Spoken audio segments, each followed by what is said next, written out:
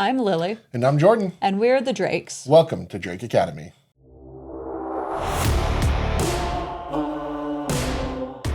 On today's episode, Lily and I are going to go over the other formats that we either have played, are interested in playing, and why we prefer CEDH over them, or vice versa, or why we don't play them. I don't know. We're just going to talk about other formats for a minute. Mostly because, I don't know if anyone's noticed, but there's been a lot of punching down on CEDH lately. And so we're going to kind of talk through all that as our little icebreaker. It's kind of a tough icebreaker. Anyway, we'll then go into our main topic today, which is going to be a pretty in-depth discussion on deal making. We've kind of covered it a little bit, right? We've got a few episodes on like how to do table talk, how to deal with deal makers and liars and the such, and some other stuff around politics.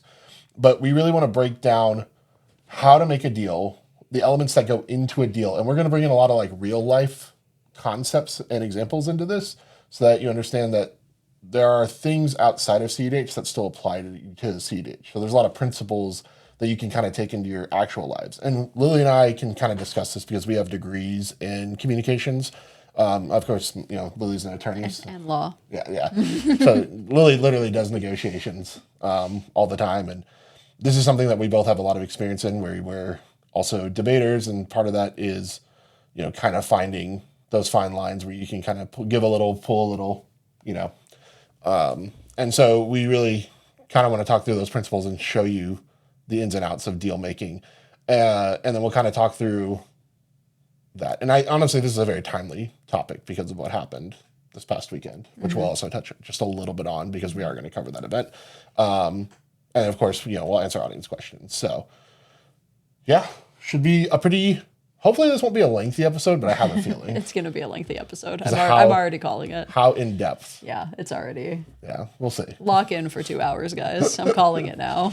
But first, a word from our sponsors.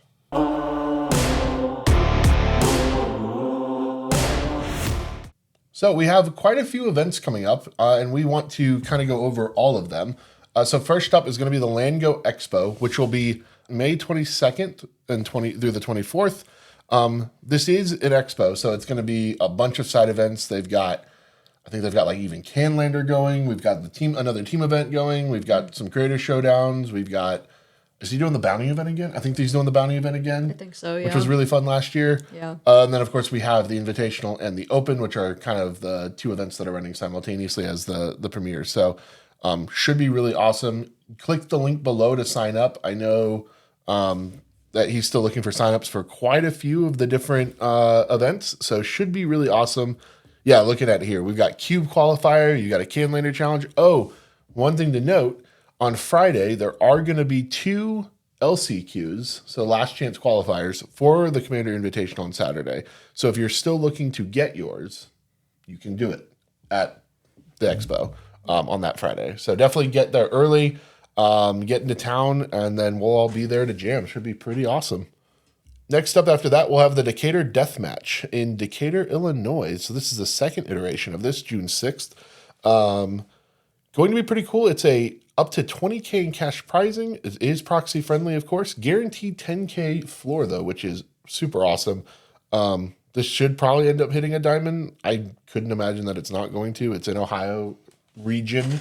I feel like anything that's kind of in like Ohio's little nexus of influence ends up just getting tons and tons of players because of how many players are up there. So should end up being a pretty awesome full event. Lucas ran a really good tournament the last time, and this tournament should presumably also go really well. June 27th will be the Family Jewels Foil Intuition In It to Win It CEDH tournament. This will be in Bloomington, Minnesota. Should be really awesome. This is a signed foil intuition, not just any foil intuition, but a signed one. And anyone knows this artist does not sign a lot of cards. So this is a very rare prize. Should be pretty awesome. We'll put the link up for you guys to sign up in the description below. Early registration is happening right now. It is $90. And I think it goes up to $100 if you wait. So try to get your registration in early as you can. There's a 120 player cap. And we expect this event will probably fill out pretty good. July 18th, we'll have the Summer Classic 3. There's up to 15K in prizing in Minneapolis, Minnesota. This is another convention-style event. Should be Lots of events, lots of prizes to win. I think it's actually attached to a convention, so you get free entry into the con. Don't quote me on that though, but I'm pretty sure that's what it is. So yeah, should be really awesome since you get to have a little con action on top of your tournament. It is hosted by the great people at North Star CEDH, so it should end up being a really awesome event. I think they actually, if you go to their TikTok, they actually put up a video of their time twister. So that's super cool. So you actually can see the time twister that they have bought for this event, and I could use a time twister. I don't know about you, Lily. I could use a time twister. Do we get to be in the Summer Classic? July 18th? Probably not, right? I feel like we do. We probably could be there. We can probably be there. We'll try to be there. I believe in us. There's a lot of events. And after that, then we have Columbus Excalibur event. So we are also now sponsored through Team Monolith, of course, with Excalibur. So you can use the link that we'll provide. You get $5 off your entry fee for any Excalibur events. And of course, it does help the team because this is how Baldy's tracking how effective we are. So please use the link if you can. If you don't use the link and you just want to register the top deck, let us know so that that you saw it here, so that we can let Baldy know that we reached you and that this campaign is effective. So it is a 10K floor, which is also really cool, July 25th, and it does scale up to 25K. Again, Ohio area, I imagine this event is going to end up being pretty big. So should be pretty awesome. And Excalibur, of course, runs great events. So definitely come out, check it out. That same weekend, July 25th, in a different part of the country, we have Mana in the Bank 2 Melee in Glen Allen, Virginia, which is at the Moose Lodge, which we played there a few times. Pretty cool little venue. They have lots of food, which is cool. Should be really awesome event. Chris puts on great events. And this gorgeous playmat is really excited to see this little like Smash Bros style playmat. So it should be really cool. Hope to see you there. July 11th, we'll have Pittsburgh CEDH, again, hosted by the great people at Excalibur. Another 25K scaling tournament. So floor 10K moving up to 25K. If you got to do Steel City last year, this is basically the next, I guess, iteration of Steel City. Same place. I even think it's the same venue. So what a blast that tournament was last year. Yeah. Great feeling on it. Yeah. I'm pretty excited to be able to go back to Pittsburgh and play some more awesome Magic. So definitely sign up as early as you can. Like I said, the same thing for this one. You can use our code for $5 off. And then that does help us, helps the team. So please feel free to let Baldy know that we sent you. So yeah, now after doing that long, exhaustive list of events, we also, of course, sponsored by Animal House Cards. You can use their TCG player in the link below for all your Magic singles, product, and other stuff you need. Deck sleeves, boxes, I don't know. All the good stuff. And then you can go to our other sponsor, Heavy Play. Go to heavyplay.com/monolith or use code monolith when checking out for 10% off your order. This does help the team Monolith, and it does help Lily and I. So if you do want to support the channel and get yourself the best tournament gear on the market, you can go there for it. It is beyond convenient. I literally could not tell you guys how convenient it is. I only carry around a playmat in my deck box and the dice box, and they're all attached to each other. It's so nice. It's so nice. So definitely check it out if that is something that interests you. All right. I know that was a lot of sponsors. We can now get to the show. All right. So, yeah, we wanted to start this episode by talking about our format. Because I feel like primarily we are CEDH players. And by extension, Commander players. But it's not like we don't play other formats. Or that we may not even be that good at them. I feel like that's a thing, right? Like that has become a talking point that CEDH players can't play 60 card or 40 card or Has been. cube or whatever. Yeah. But I don't know. I don't think that's really true. There's a lot of players that do just fine and both, crossover back and forth. I also think it's okay to just be a specialist. If you just want to play CEDH, there are people that just play 60 card that don't get shit on. I will say. So the other formats I've played. I have played Standard. I played it at, not the Spotlight Series. I've played a bunch of Standard events. I've played Store Championships. I've played RC. No, I've never played. I've never played a. I played a PTQ, and I've played. I don't think I've. What's the difference? Like I played an RCQ. Yeah. Yeah, I've done the store thing. Yeah. I'm missing the middle part. That's what I'm missing. Whatever that is, like regional championship, I think. Maybe. Yeah, I'm yeah, not it's quite regional sure. championship because RCQ stands for regional championship qualifier. Thank you. All right, I was losing my mind for a second Yeah. there. Yeah. So yeah, I've never played a regional championship. Mostly because it feels like nowadays, like what's the point? You can kind of just skip through it by doing the Spotlight Series and the other stuff like Magic Con and SCG cons and stuff. I had my standard deck was a blast. I had a lot of fun playing it, mostly online in Arena. I was playing Team Marauders at the time, which was really cool, and was doing really well online with it. Had like a 70 or 80% win rate, which was I think pretty decent. Yeah. Took it to standard event. How did in person go? Not good. I won the matchups I was supposed to win. I lost. The matchups you were supposed to lose, yes. It wasn't even that. I'd never even heard of Demir bounce. Like it wasn't something that came up in my online play. Like there was Demir mid range, which I was okay playing against. Had feel like I had good weapons for. At the time, it was a lot of Boros mice and aggro and mono red aggro. Okay. And the deck felt fantastic in the matchup. And then it was like Domain, which felt really good against. And then the Azorius one with the Hottie Jins and the Oculus. Yeah. So great matchups into all those. Demir Bounce, though, I never even heard of this deck and didn't see it online at all. And all of a sudden, it's freaking rolling me over. Yeah. I hit it like 4 times, and every time it just crushed me. Team Marauders doesn't have a single kill spell in the deck. I don't remember. I don't think I ran. I think it was all bounce spells. You just bounce for them. It's just You like, do their job for them. it's like, guys, stop. Stop bouncing my deer. They're bouncing my deer. I'm bouncing their stuff that wants to be bounced. It was, awful time. So I lost every single game of that I played. It was like a better version of my deck, and it was very frustrating. Yeah. But Although then I think at that same event, there was a Team or Otters player that took it all the way. There Like, was just about all the way. they top forward, Top 8? top something, Top something. top 8 or top. No, I No, think there they was a top top forward. four. There I was think a they top top four. forward, yeah. Yeah, on a very similar list actually. Yeah. So either it was They just didn't hit the shit matchups. well, they're way better players. or than they me. were way better tagged for the shit matchups. Well, they're also just better And than that- me and- at standard. well, yeah. Yeah. Like that was already very clear. I'm trying to help you here. Yeah, I appreciate it. I also really love draft. I'm not as big a fan as limited. I feel like I do really well in any draft scenario. Like I win a lot of drafts that I've played in. Limited though, I get the worst fucking luck on limited. Yeah. I remember the Lord of the Rings one is still the most Oh, that cursed one was box. bad. That was so bad. My bomb, and I'm using the word extremely loosely, was Gollum. 3/3 green black Gollum. I hit nothing. All my rares were the lands. Great. Thank you. Thank you, box.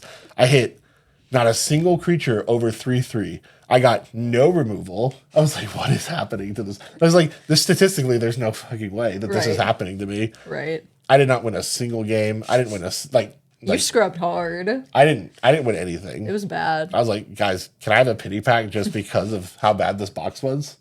Like, I know it's statistically it's likely, but like, whoever put that box together was laughing their ass off while they did. They're like, haha, you're so fucked, buddy.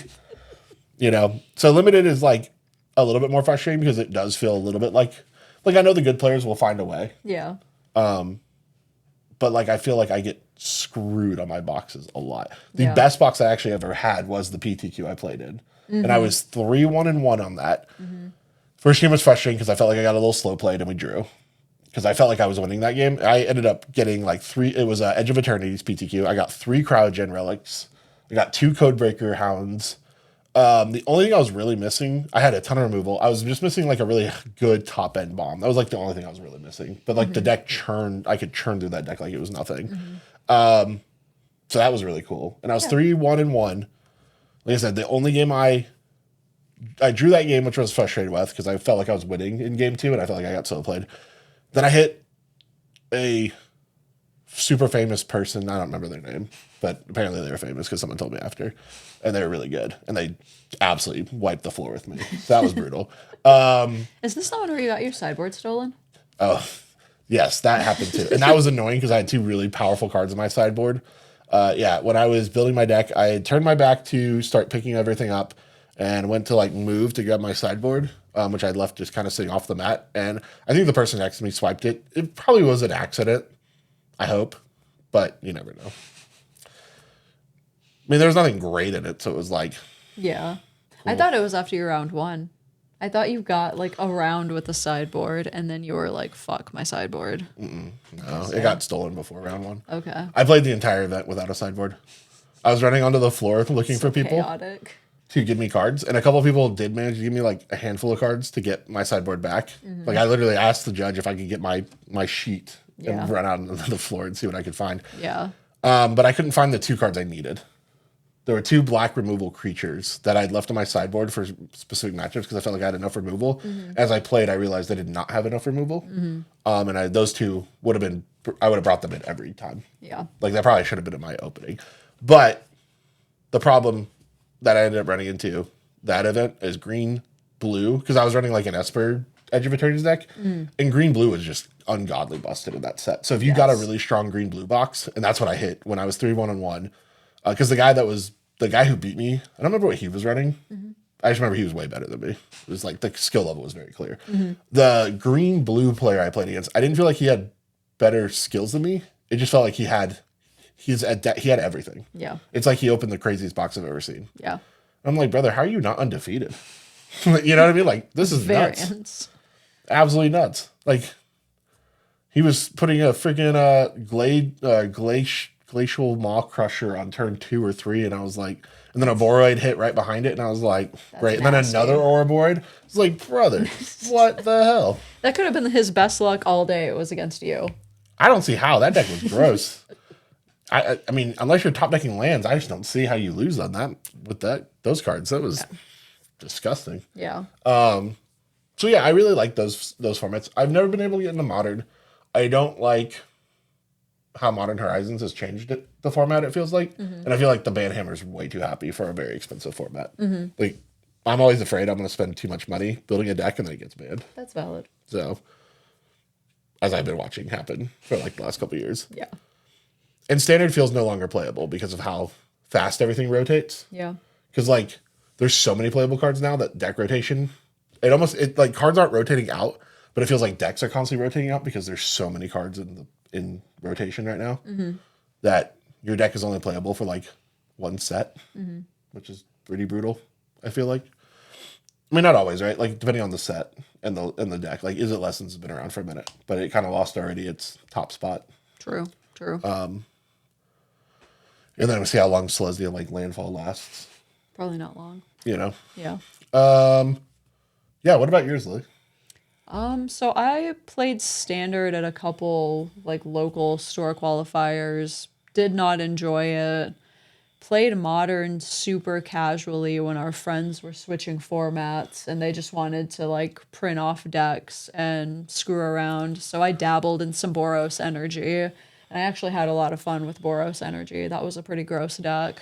I think it was before the One Ring was banned in Modern, so man, Boros Energy just went crazy. That was actually a lot of fun, but it was just like a flash in the pan fun. It wasn't sustainable, and I wasn't gonna buy into Modern because we're already into CEDH. I'm not doing all that.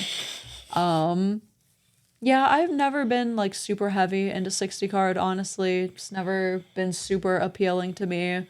I'll think about it for half a second, and it's just like, yeah, no, I'm not really crazy about this. I also don't like the rotation, the changing of it. As you guys can tell by the decks I play, I'm very much like a 1 to 2 deck person. Consistency. I like to chill that way, but yeah, no. I think Limited's fun. Limited in a draft is a lot of fun.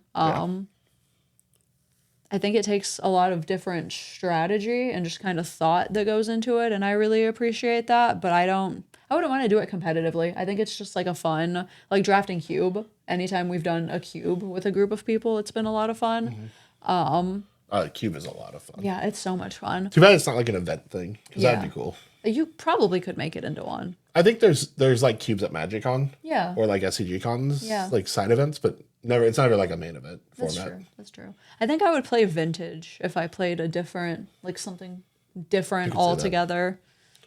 very similar Just to like all the power, yeah. everything, no ban list. Because I've said this on other episodes. I tend to lean, we're in the format for broken things. So do broken things. That's fair. And I think vintage would very much do that for me. So if I had to go do something else, I'd probably go do vintage. That's fair. Yeah. At the end of the day, like we just really like CDH. I think more than anything, it really just flexes a different skill. You still have to be good at Magic, right? Like I feel like if you don't have good Magic fundamentals, you're still gonna suck at CDH. Yeah. Regardless, like no matter how good your politicking is. It's not all just yap. Like I see so many people saying that online, like, well, 60 card is real skill and CEDH is just how you can manipulate people. And that's, No, it's I just, don't think that's true at all.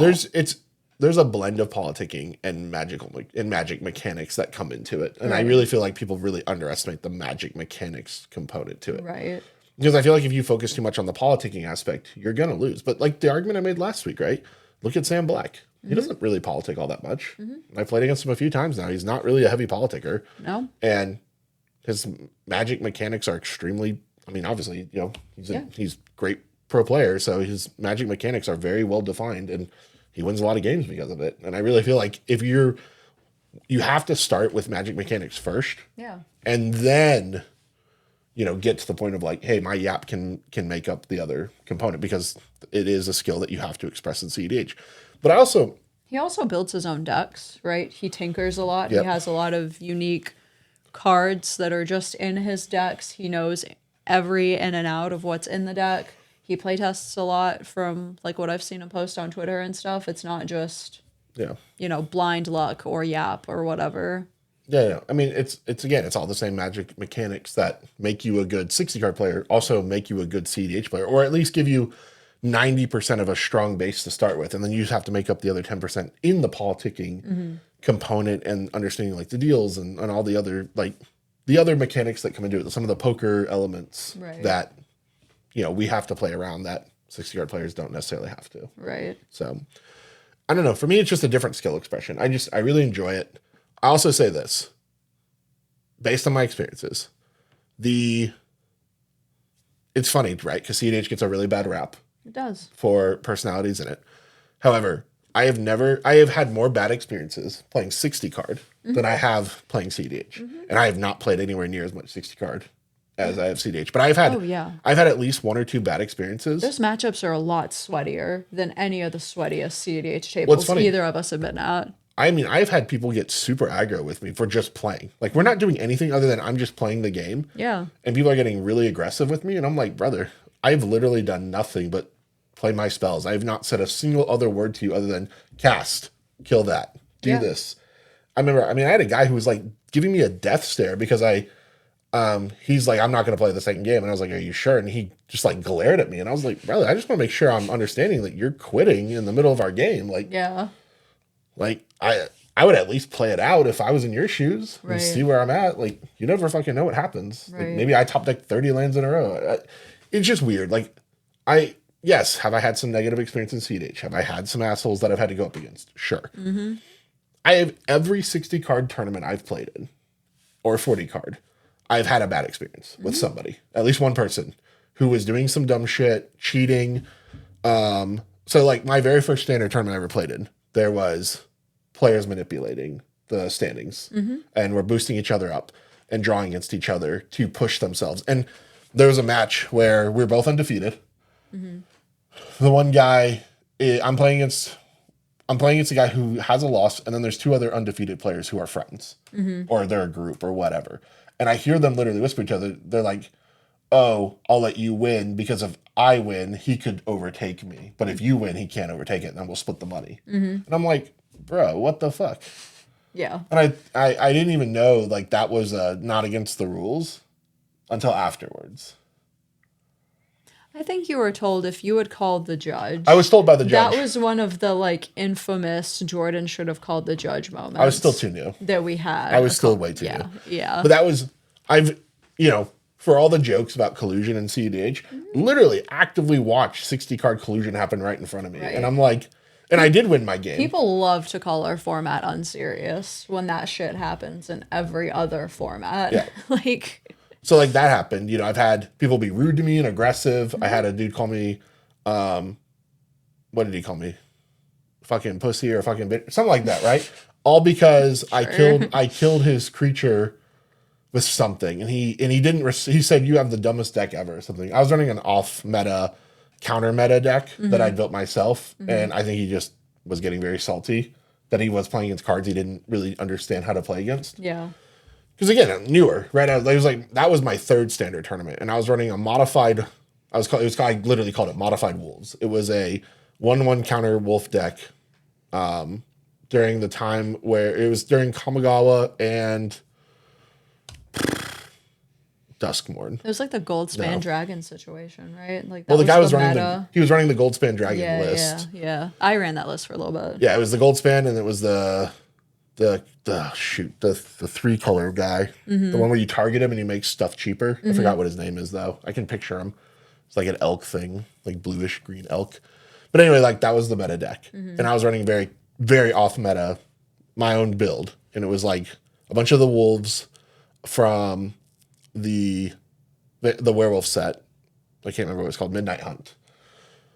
And then some of the 1/1 counter synergies from like Kamigawa and some of the modified creatures, like did modified things. And the deck was actually really powerful and very synergistic, and it kind of sneaks up on you on how quick it goes.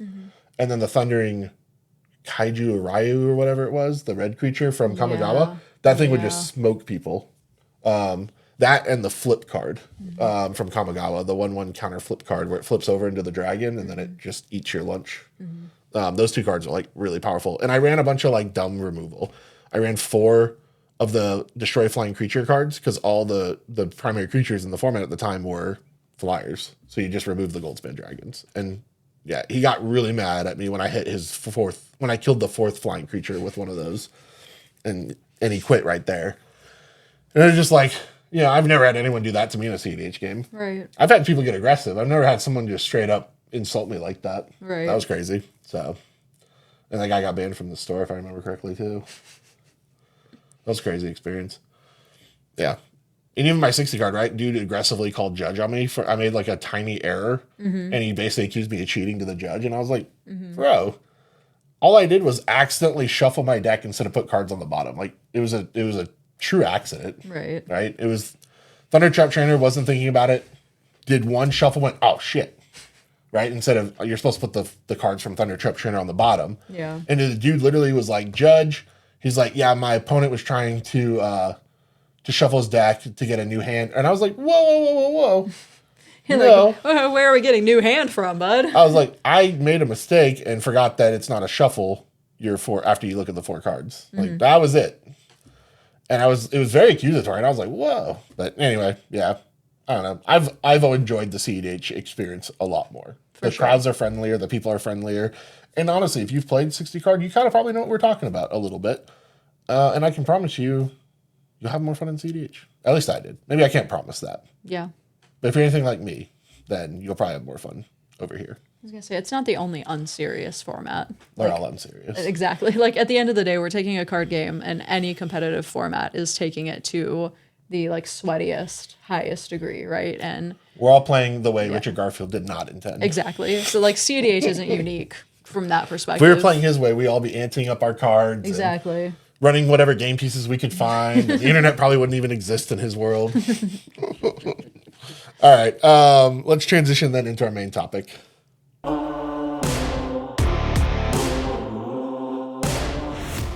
So for our main topic today, it is going to be deal making. Partly, so we've had this kind of episode kind of in the bank for a while. And we decided to do it because of the incident that happened this past weekend at The Quest. the Quest. But it was the redemption event, right? Yeah. So we'll put the scenario up on the screen. I'm just going to like paraphrase it because I don't want to out anybody. The people who were involved will immediately know. And anyone who's in the know probably know. But I don't feel like I want to be responsible for it. So I'm just going to throw it up here. But yeah, so a deal happened, right? Apparently a ridiculous deal for the TLDR. A deal in which a player basically was given 2 turns where everyone had to time walk themselves for 2 straight turns. And then they also were not allowed to counter the player who ultimately won. They weren't able to counter their spells. That was the deal. That's wild. To prevent a raw player from winning. And an interesting deal. I would say a wrong deal, objectively. We've talked a lot on this channel, right? One of the things I stress, very much so, don't make a deal that'll lose you the game, right? Like, I am very adamant about that. If you're going to lose, then just lose.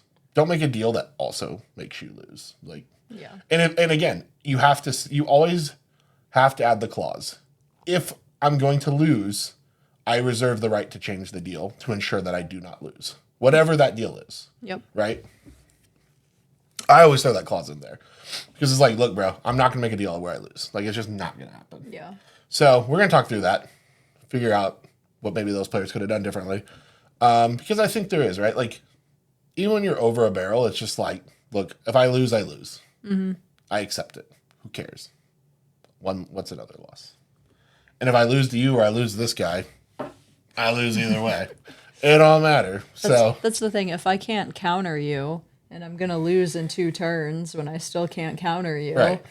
the morale player can just win then. Like this is awful for me. What do you mean? Yeah, because then you're banking on the morale player to have interaction to stop. Yeah. Because the morale player's the only They're one who's not. like, I'm not going to make a deal. Yeah, the only deck that's not gonna have the interaction probably. Yeah.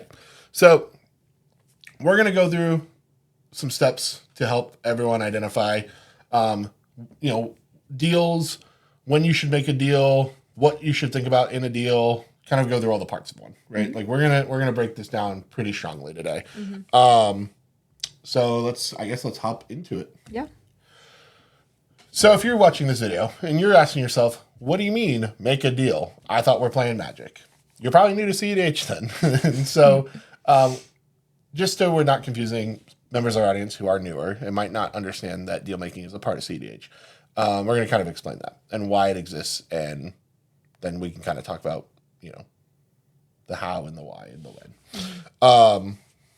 So the deal making exists in CEDH because of the 4-player format. I mean, that's pretty obvious on its face. Yeah. But the reason we make deals, because I don't know, when you talk to other players around the world, I don't know that the deal making culture of America translates everywhere. I don't think it does. I've heard Japan, they don't politic very much. Obviously, these are secondhand stories, right? We don't know because we don't play in those regions. Yeah. So we're relying on secondhand information. But players in the States figured out that sometimes, because of the nature of this game, you are put into really bad positions where the only thing you can do, and sometimes it's by your own nature, right? Like it's by the mistakes you made in the game. Sometimes it's by mistakes other players made. That can be sometimes the part of CEDH that gets criticized, right? Is sometimes you can feel like you do everything right, and then someone makes a bunch of mistakes that loses you the game, right? The idea is you want to be in position to take advantage of those mistakes, but sometimes the game just didn't fall that way for you. Right. So players in the States figured out, and maybe players everywhere did, but because I'm going on our experiences, players in the States figured out that there are times where instead of accepting a defeat, I can instead make a deal where it's like, hey, I can counter this, but I need to make sure that I get another turn. I get to use less resource, whatever, right? There's a bunch of different deals, but the idea is you make some kind of transaction to where I'll use my resource, but in return for using my resource, you have to give me something of value in return. Whether that's I'm not going to win right away, I'm not going to draw cards, I'm not going to play whatever you end up deciding to make a deal on. And that way, I feel okay countering the spell and not immediately losing to the player that comes right after that player, right? That's the idea behind it. The premise sometimes doesn't work. It breaks down for 2 main reasons. 1, bad deals. Sometimes the deal isn't structured properly, and you end up letting yourself get bit in the butt. That happens. And 2, sometimes players will break their deals. And they'll just say, yeah, I know I made a deal. Screw you. I'm going to do what I'm going to do. And that always sucks. Yep. But it's the nature of the game. Some players are willing to go to that point and lie and do what they need to do to win. Some players aren't. So we're going to talk through that. So you're probably asking yourself, okay, I get it. Deals are a part of CDH. So I guess we're asking ourselves, when should you make a deal? And I think the first kind of really big idea is when you're behind. When you've kind of fallen behind in the game and you're kind of going, oh, well, what can I do from here? I feel like those are also when you're most vulnerable, though, and when people may not want to make a deal with you. because they sense weakness, you know? Yeah. Well, these are some good times where you can use your political skill to kind of survive the situation. You know, you can kind of redirect aggression a little bit from maybe the less threatening player to the more threatening player a little bit easier when you're in these states. That's fair. It's very easy to kind of deflect at that point and say, hey, they're winning. Hey, I'm not winning. Let's talk about what we can do about this. I mean, that's how I love to play TNT, right? The fact that we develop a little slower can be such a boon sometimes because it's like, oh, Rock Thrust dumped their hand, table threat. Or Kinnan dumped 3 rocks, table threat. Let's kill Kinnan 4 times. And I get to sit there and develop a little bit more slowly, and then all of a sudden I've snowballed on you. Yeah. And then you're beyond turn 4, and then you win the game. Exactly. So and that's where that political nature can happen, and where deal making can kind of be at your advantage, right? Because you can kind of sit there and be like, guys, look, I'm not the threat, so like I need 2 turns to build. Yeah. But not 2 turns without you You're right, countering right. my stuff. Right. But that's I think where I like to do that, where it's like, hey, you know, I'm willing to help here, but I'm behind. I'm not really the threat. Like I need some kind of incentive to do something. Maybe let this spell resolve. Let my heuristic study resolve, Right. or something of that nature. Yep. Yep. This is your time to kind of extract the value that lets you go from I'm behind to at least I'm in the game, or even now I'm in the winning position. Right. So, the second one that kind of falls into this category are when your resources are limited. So what this really means is, and Lily and I talk about this a lot. Magic is a game of resources, right? Your resources come down to cards and mana to cast those cards. And so you're trying to access both all the time. And so if you can deny players these resources, either with, or when these resources are denied, excuse me, then sometimes you have to use deal making to get those resources back. So for example, hey, you know, I have limited counter spells here. I can use my counter spell, but then I lose to this person. Like that's a very common CEDH scenario. Like I'll counter you and I king make this person into the winning position. So how about I make a deal with the person I could king make and be like, look, bro, I'm willing to counter this, but you can't win on your turn. You can't push a win. You can't have like a crazy board state to where I can never win. Yeah. You have to have a very normal value based turn and pass. Yeah. And then I get to go to my turn and do what I'm gonna do. Or people just force a draw. I mean that can happen too, right? Or I make a deal with the player pushing and be like, look, bro, I stop you, he wins. How about you do something less scary? So like this has been a common one, but like cast a necro, hit it for 3. Yeah. Right? Yeah. That's that one has varying mileage. It does. Because there are people who are just saying no, I don't want 3. Yeah. I want 10. Yeah. I want to send it at will when I want to send it, not just 3. Excuse me. Yeah, and that's where the issue comes into like, sure, you can do that, but now I lose my resource, you lose your resource. Yeah. And so when these resources are so limited, counter spells, removal pieces, or even if it's like, hey, yeah, you can blow up my Smothering Tithe going out of my turn, right? I'm tapped out for my Smothering Tithe. I pass in turn. I have 3 spells I can cast if someone tries to win. If you don't. If you do, I can't help at all. I've gotten away with this one a lot with Seedborn Muse, which I know sounds crazy, but like... Didn't you cut it? I did cut it because eventually people are just... It got to the point where that was working less and less and less. Yeah. And you can never convince anyone that Seedborn was the right call. Ever. Good. But the idea is, if I would look at players, I'd be like, look, I have 2 counter spells, but I need Seedborn to untap to cast them. Right. Can you beat insert X turbo deck by yourself? Because that's the situation you have now put yourself in if you counter this. Yeah. And you're using one of those counter spells that could help stop their win attempt to stop my value play. And they think about it a little bit and they go, well, I don't think I can beat, let's just pretend it's Rogsai by myself. So I need you. And then boom, I have a Seedborn Muse. And then you win the game. Eventually. Not as fast as Rogsai, but eventually you win the game. Right. And that's the position you're trying to put yourself in when you make a deal like that, where it's like, hey, let me untap. I will use all my counter spells first. Right. That was the deal we made. Right. So ends up working out in my favor. I get a lot of value. Rogsai doesn't want to push anymore because he's like, oh, well, crap. I don't have to use my counter spells. I get more value. I use those You counter spells to win spiral. I kind of use those counter spells to win my game. You win the game. Exactly. And that's the kind of situation that you're trying to put yourself in, right? And that's a very, I think that's just a very common CEDH scenario. It is.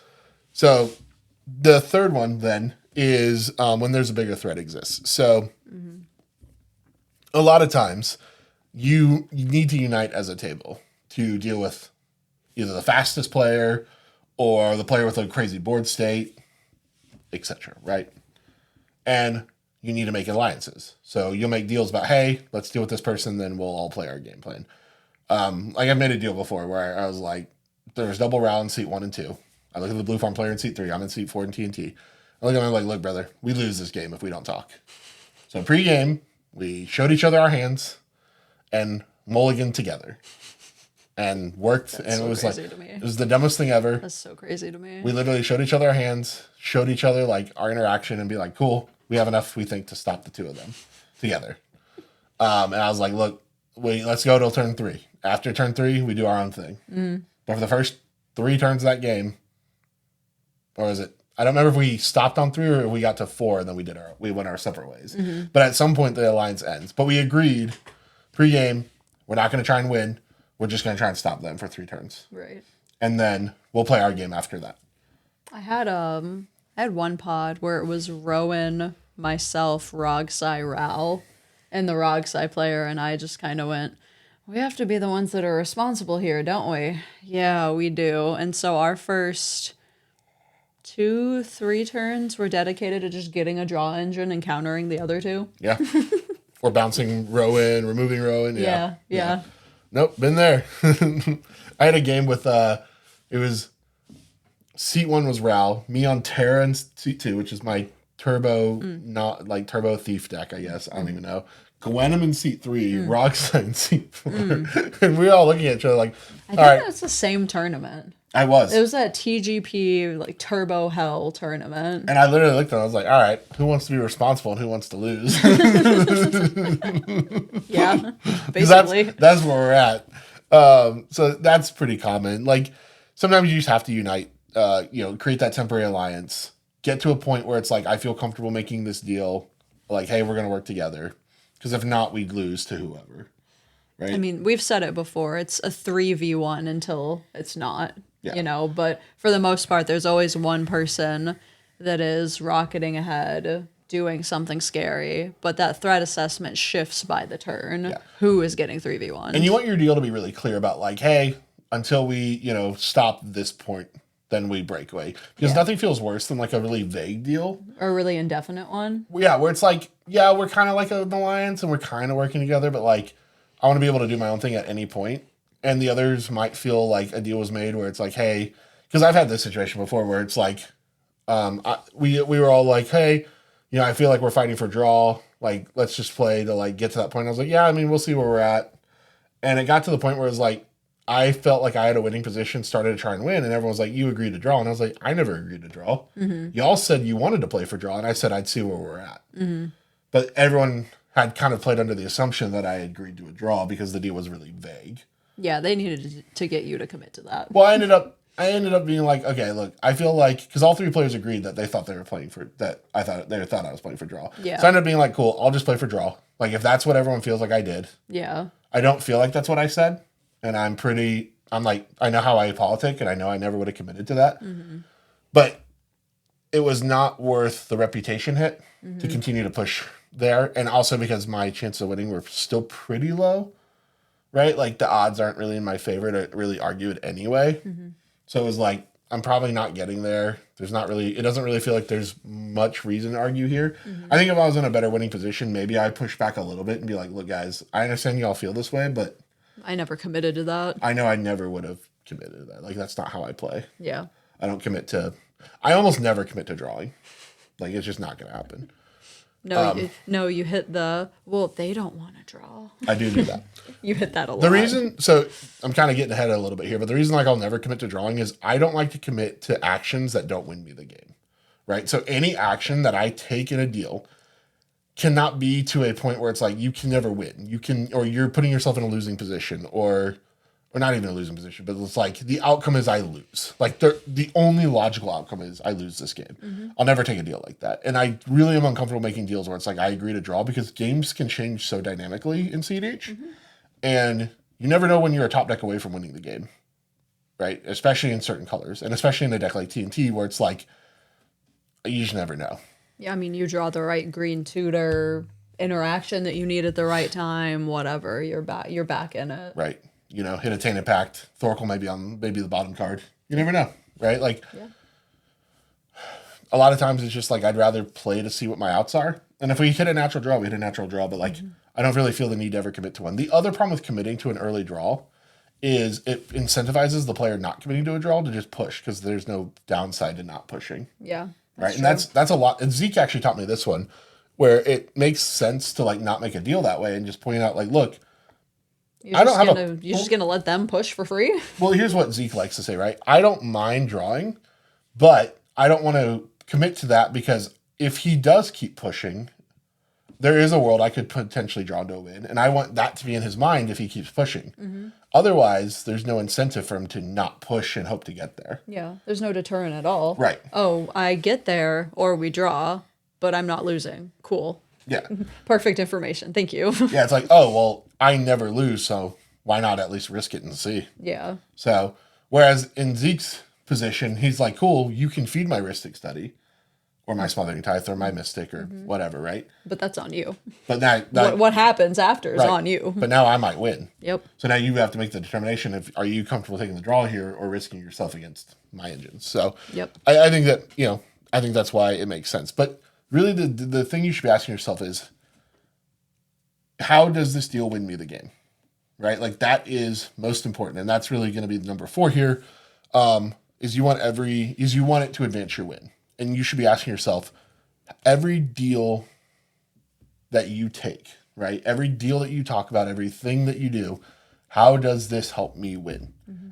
If you can't articulate to yourself in 30 seconds or less, it should be like 15 seconds, right? How this deal, like, I win because blah, blah, blah, blah, blah, real quick, right? If you're taking some convoluted deal and you're sitting there going like, well, maybe I win if, I don't know, the sun freaking farts on the way up or I don't know, right? Like, Yeah. But some of these deals I hear, I'm like, how did you think that was a good idea? I've made deals where I'm like, how are you accepting this? I've seen you walk people into things where I'm like, why are they accepting this? I'm asking myself that. I'm like, why?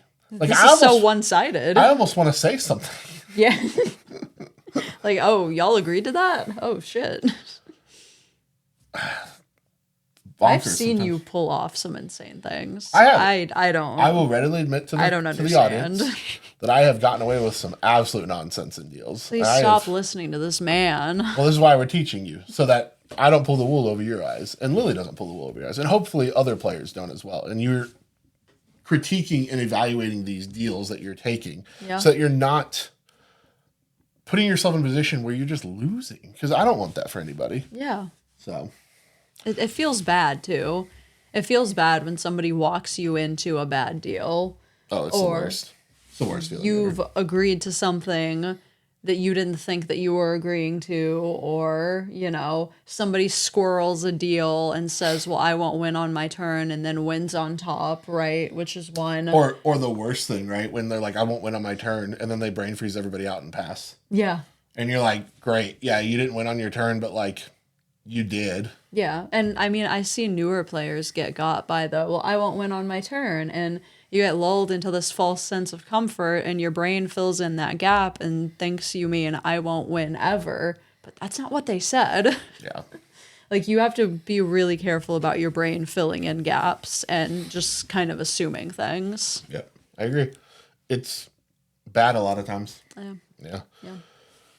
So now you understand the reasons behind why you make deals, the situations that could come up, and why you might be motivated to make the deal.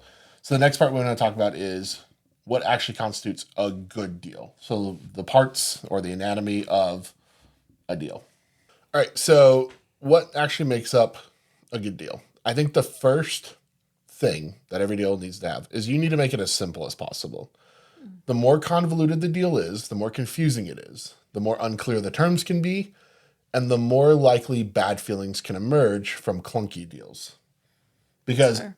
I have heard so many times a player explain a deal to me and then how they felt like they got cheated. And I explained to them, you didn't. And here's why. Yeah. But if you're not used to make deal making and you're not used to politics and you're not, maybe it's just I see deals a different way. Like I'm always looking for the loophole. You are. Right? Like that's the way I approach deals. And I'd readily admit that to you. If you make a deal with me, I'm looking for the loophole in that deal that screwed you over. Yes. Right? As you should. And we're all playing a competitive game. We're all trying to win. I'm going to use every method at my disposal that's within the rules and within my moral code. Because there is, right? I'm willing to find loopholes and exploit the loopholes. I'm not willing to lie to your face or to break a deal to win the game. Like, there is a limit to what I'm willing to do. And that's valid. But I will find every loophole. You leave me a loophole, I'm walking right through it. He is. Right? I've seen it firsthand. So you want to make it simple. The reason for the simple is simple can usually mean no loopholes, or at least less loopholes that I can find my way through, right? You know, I don't even really have a great example, but like, let's say we're talking, right? And you're like, hey, you know, I'm going to counter this. I just ask that you don't win on your turn. And I go, cool, I'm good to not win on my turn, right? It's simple. Yep. We haven't really needed to like go too convoluted with it. You can even add an extra clause. Be like, as long as you agree not to win on your turn and I get another turn, right? I want to untap on my turn and play my full turn. And then on my end step, you can do whatever you want. Right? That's very obvious. That takes care of winning on top. That takes care of brain freezing you out, getting in such a commanding position that they just can't do anything. Right, because if I say I want to untap, play my turn out like and a normal turn. Have a full turn. Like a real turn where I'm not playing under 5 Ristic Studies and, you know, 3 Con Sphinxes and whatever other nightmare thing. I mean, sometimes you can't avoid that. True, but like that's where I want to be at a lot of times. Yeah. So keeping it as simple as possible just helps, I think, clear up the confusion, right? If you make a convoluted deal where it's like, you know, oh, I'm willing to cast this counter spell, but you can't, you know, draw off your Ristic Study and you can't, you know, play a spell that's over 4 CMC. And like, I've heard these kind of deals get talked through and it's like, brother, I'm not going to remember all this shit. I'm going to break this deal inadvertently. Right. Like if we need to get a notepad for the deal and start like if we need to hire dictating some the lawyers, deal. No, seriously. right? Seriously. To negotiate this. Like we've already lost the plot. I need something simple where we're both handshaking on it and we both understand like, hey, I'm not trying to screw you. We're just trying to play the game. Yeah. And I mean, those simple deals, you can acknowledge the loopholes as well, right? Like you can make a simple deal and call out to the table, hey, we made this deal. They only agreed not to win on their turn. They could be setting up for a flash win. Yeah. Don't blow your counter spells. Be prepared for the bourne. You know, like you can make the simple deal, acknowledge that the loophole is there, and just move on without getting got by it. Yeah. And that kind of leads really into the second part, right? Is while it should be simple, it should also be clear, right? Avoid ambiguity. Don't leave it up to like interpretation, because the more open to interpretation it is, the more likely I'm going to find a loophole, right? You know, you say, don't win on my turn. Cool. I won't win. But what does that mean? What is winning? Yeah. What is my turn?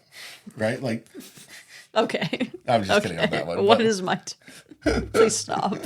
But what is winning, right? Like that is open for interpretation. If I pass turn and you get to have a turn, even if that turn is I draw the card that's not in my library and lose, you still technically fulfill the terms of the deal. Had a turn, yeah. You had a turn. You got to untap.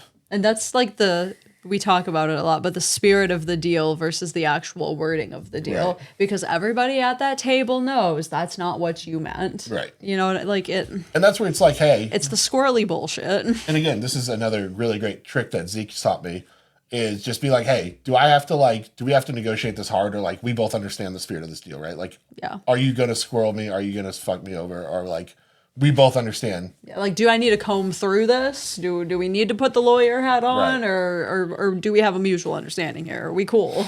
Yeah. Because then it's a lot harder to be like, oh, well, I don't feel like, no, bro, I asked if we had, like, are we on good faith here? Mm-hmm. And you said yes, and you're not operating in good faith. Mm-hmm. So you're a bad actor. And cool, but I'm going to remember it. Yep. So every player who's ever screwed me over in a game, I have a list of their names. And I check it whenever I play against them to make sure that I don't forget who they are. Mm-hmm. And if I see a name come up on someone who screwed me, I'm not going to even say anything right away in the pod.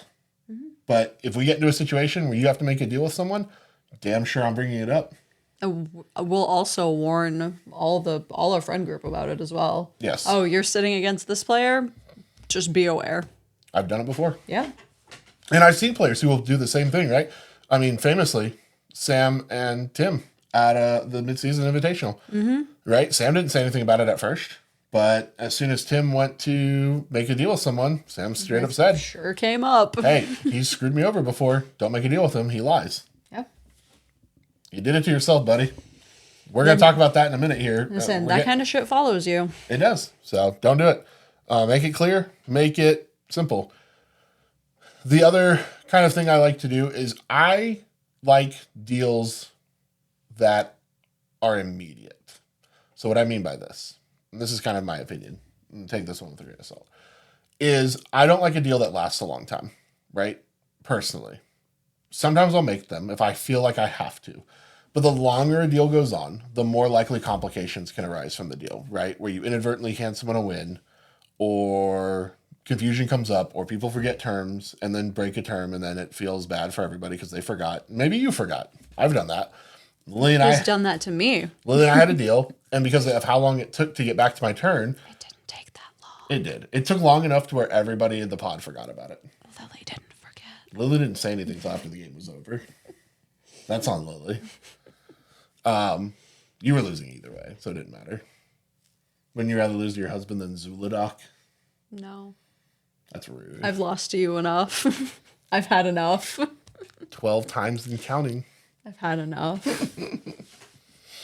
I've only lost to her 5. Let's talk about the unofficial games. Let's talk about the LobbyCon games. Those don't count. It's LobbyCon. Let's talk about the Turn 2 Glenhorn. I don't even know what that is.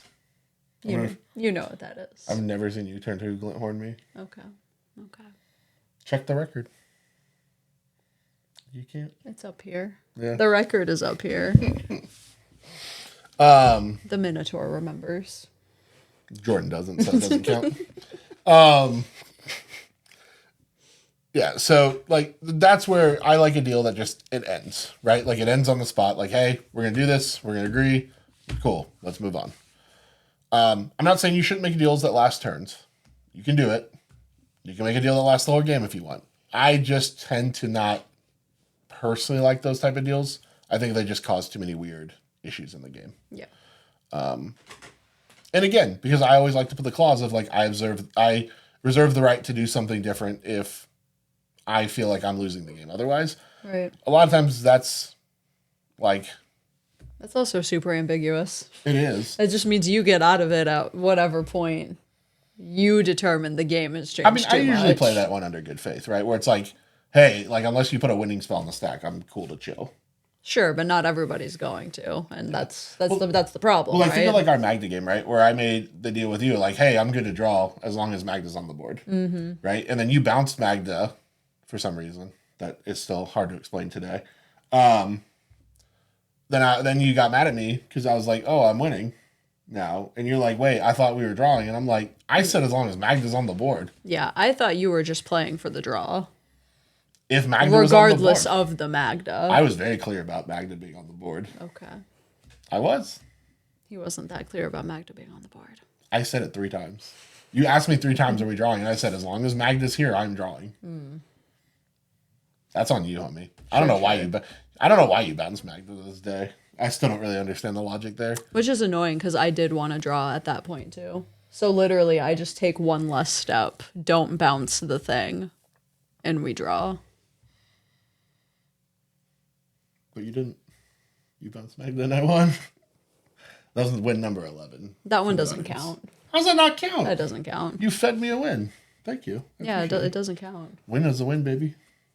Like Al Davis says, just win. Don't make deals with this man. Don't listen to him. Kill all of his things. Red blast his Kinnan. If you see him on Kinnan, red blast it. Don't let this man have shit. That was on you, homie. I'm tired of it.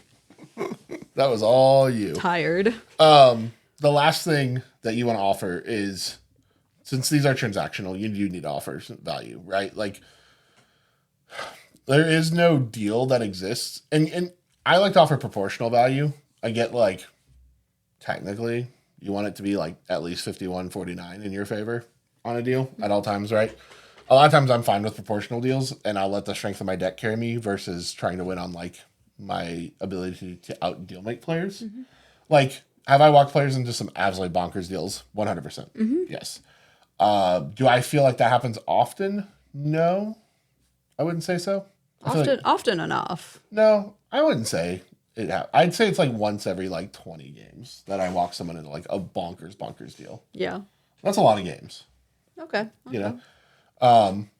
I feel like the vast majority of my deals and the other like 19 games are very much close to that 50-50. If not, maybe a little bit in my favor sometimes. Of course. Like a little bit tilted towards me, but not enough to really like give me wins, I would say. Yeah. But I think, right, I want to offer real value. So that can be a lot of things, right? It can be information. It can be countering something. It can be, I don't know, it can be, protecting something. It can be removing something. It can be tempoing something. It doesn't really matter, right? Like, as long as you're offering some kind of value to another player, and it can't just be like, oh, maybe I do this or whatever. Like, I think that's where you can really look into like collusion allegations, right? That's where you can kind of tell, like, what's the benefit of this player making this deal here? Like, if there's clearly tangible benefit to this player to do it, even if they're friends or whatever, like the accusations ends up being, then it's like, okay, makes sense. It's the ones that get really obvious where it's like, that player didn't really offer anything of value, but the other player countered it. What are you getting out of this? Yeah. Why are you doing this? It's like, I think a lot about the game at Kraken's Cup, game 1, where a player mind break trapped to defend my wheel into my double smothering tithe, right? Why would you do?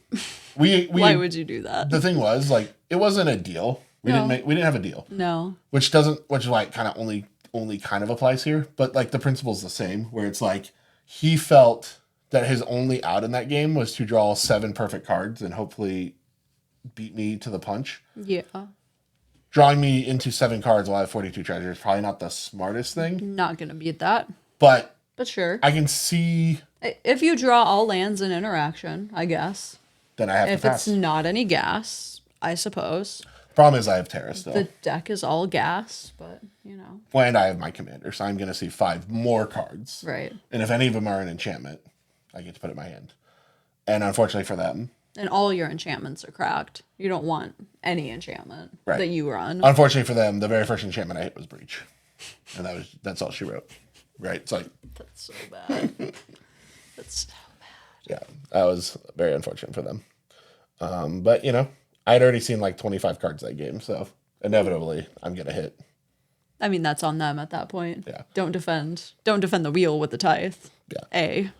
But that's the idea, right? You're offering something of value. Try to keep the terms as simple as you can while being very clear about what you're doing, avoiding the ambiguity, and then just making sure you've closed, the loopholes, and that you're making it as immediate as possible to avoid as much confusion as you can. And ultimately, this just makes for better deals. Not perfect, right? Like I said, if you can still follow these rules and still end up with a deal with a loophole, again, that's just where you double check. Really think through your deal, right? Just ask yourself, how is this winning for me? Then ask yourself, how's it winning for my opponent, right? Because both people, if they're making a deal, both sides might tend to think they're winning the deal, at least to some degree. If you go back to this past weekend's example, I don't know how the other 2 players thought that was helping them win, but they did. Because that's what you have to ask yourself. It can't be the question of how does this help me not lose right this second. It has to be, well, how does it help me win? Yeah. Right? Because if if It's just prolonging losing. Right. I'll just lose to that guy. What's the difference to me? Right. Because the other option is too, because in my opinion, the player that offered the deal, which I think was the Blue Farm player, if I remember reading it correctly. Yeah, I don't remember the decks, all of the decks that one were was involved. a Ral. I know it was Ral and Blue Farm. I don't remember the other two. It doesn't really matter. Yeah. The player who won, right? If he's making that deal, I'm like, look, bro, there's no world I'm making this deal. Like, he can just win. Exactly. Like, if I lose to you or I lose to him, it doesn't matter to me. I still lose. Exactly. So either you need to find a better deal that we can live with, and it's not this one. Mm-hmm. I give you a turn where I time lock myself. I'm not giving you 2, and I'm certainly not agreeing to not counter your spells. Right. You get a singular turn where we will agree to time lock ourselves, and then after that we're game on. Right. And that's maybe where I'm at with it, but like anything beyond that, it's like, no, bro, I lose. Yeah. Cool. No, 2 turns is insane. Like I don't understand that. Sometimes you just got to call the bluff, right? If they're like, no, like this is the only deal I'll make, or I'm willing to lose, be like, cool. Okay, we can lose. And then that's where they flounder and they go, well, are you sure? Like we're losing right here. They start like floundering, Yeah. start trying to grovel for the deal at that point. 100%. Yeah. I mean, again, we're going to stress this a lot. You can't put yourself in a position where a deal loses you the game. You just can't make that deal, right? There's no point to it. Just lose. And to be fair, sometimes it's easier said than done. Some of them are obvious. Some of them are obvious. This one is obvious. This example is. Yeah, so like the other example I think about a lot is the game. Funny enough, we're picking on Tim again, but Tim and this is Gold Sabertooth Tim in both situations, by the way. And then the other one was who was it? Was it Waffle? Was it Waffle? It was Waffle, right? Waffle walked him into I think it was the deal. For some reason, I wanted to say it was Ian, but maybe you're right. Maybe it was Evan. I think it was Evan, where he walked him into a deal where he wouldn't win, I believe. But then when it got to Tim's, and win. Yeah, but when it got to Tim's turn, he kind of realized, oh, I don't get another turn. Right. So I have to try to do my thing here. And I don't remember what the win attempt was, but I have to try to make my... Okay. I have to attempt here, and then Evan's like, whoa, bro, the deal. And he's like... Yeah. Sorry. Because it puts you in a... This is the problem with like deals where it's like, oh, well, I agree not to win. Or like I agree to like some deal, and it's like, oh, well, I just lose. And that's where, like I said, I like to have the clause where it's like, look, if I'm in a position where I'm going to lose, this deal is null and void. Mm-hmm. Sorry, bro. That's on you. I don't care. Or I just don't make a deal. Like, I don't have to make a deal. I'm perfectly fine losing. Yeah. I mean, and you can also be transparent with your opponents to a certain extent and saying, hey, I'm not going to make a deal about the counterspell, but what I will tell you is I think you're safe to cast the counterspell. As it stands right now, I don't have a win attempt in my hand. And now if player C continues to push and, continues to feed my heuristic study, that's probably going to change if you let me see 20 more cards. But like as of right now, I think you're safe to cast the counterspell. Do what you're going to do with that, Yeah. Give them a little bit of information. Try to reason with them without walking yourself into, hey, I just won't win the game. Yeah. No, I agree. Yeah. So for the next section, we want to talk a little bit about we're still going to talk about deals, but we want to talk about some of the psychology that goes into why players accept or maybe offer the type of deals they do. Mm-hmm. And there is a specific psychology that exists around CEDH politics that I think, when I think about like the way players approach the game, right? And it's very much this do or die moment. I can't lose, but I have to still figure out how to beat 3 other players, and that makes the game more complicated. And I think it starts really from the beginning, right? The players that like to talk and yap a lot can really...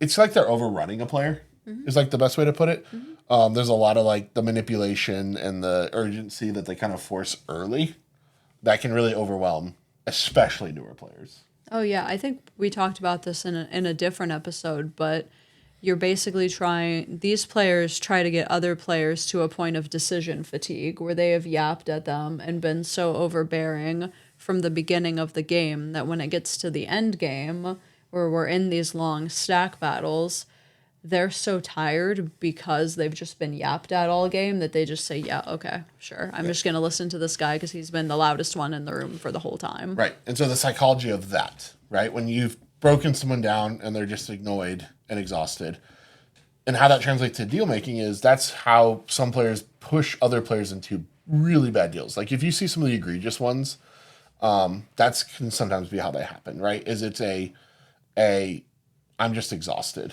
Like I'm just so overwhelmed emotionally and mentally that I just accept this horrible deal just to get out of this fucking game because I'm so done with it.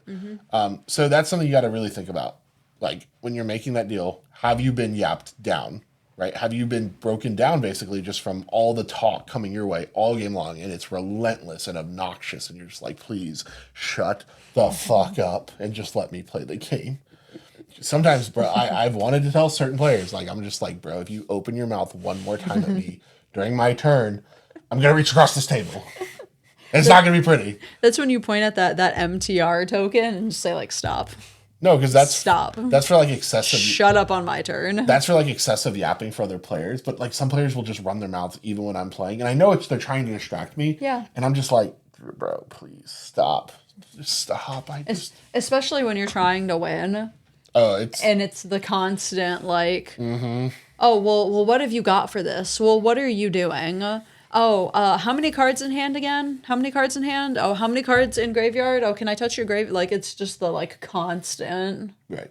So just be wary of that, right? The reason we're kind of pointing out some of the psychological tricks that players use is because we want you to acknowledge them, acknowledge that they're being used on you, and then make sure that that doesn't affect the deals that you make, right? Make sure you're approaching the deal from a healthy headspace, and that way you're maximizing your ROI, your return on investment out of that deal, right? Because otherwise, you get situations where you're making deals that lose you the game, and that feels really bad. The second thing people do is create fear, right? They'll point at a situation and they'll say without hesitation, that player's winning. You have to make a deal here. Here's this terrible deal I'm going to give you. You have to. Like, we're going to lose otherwise. You have to accept my deal.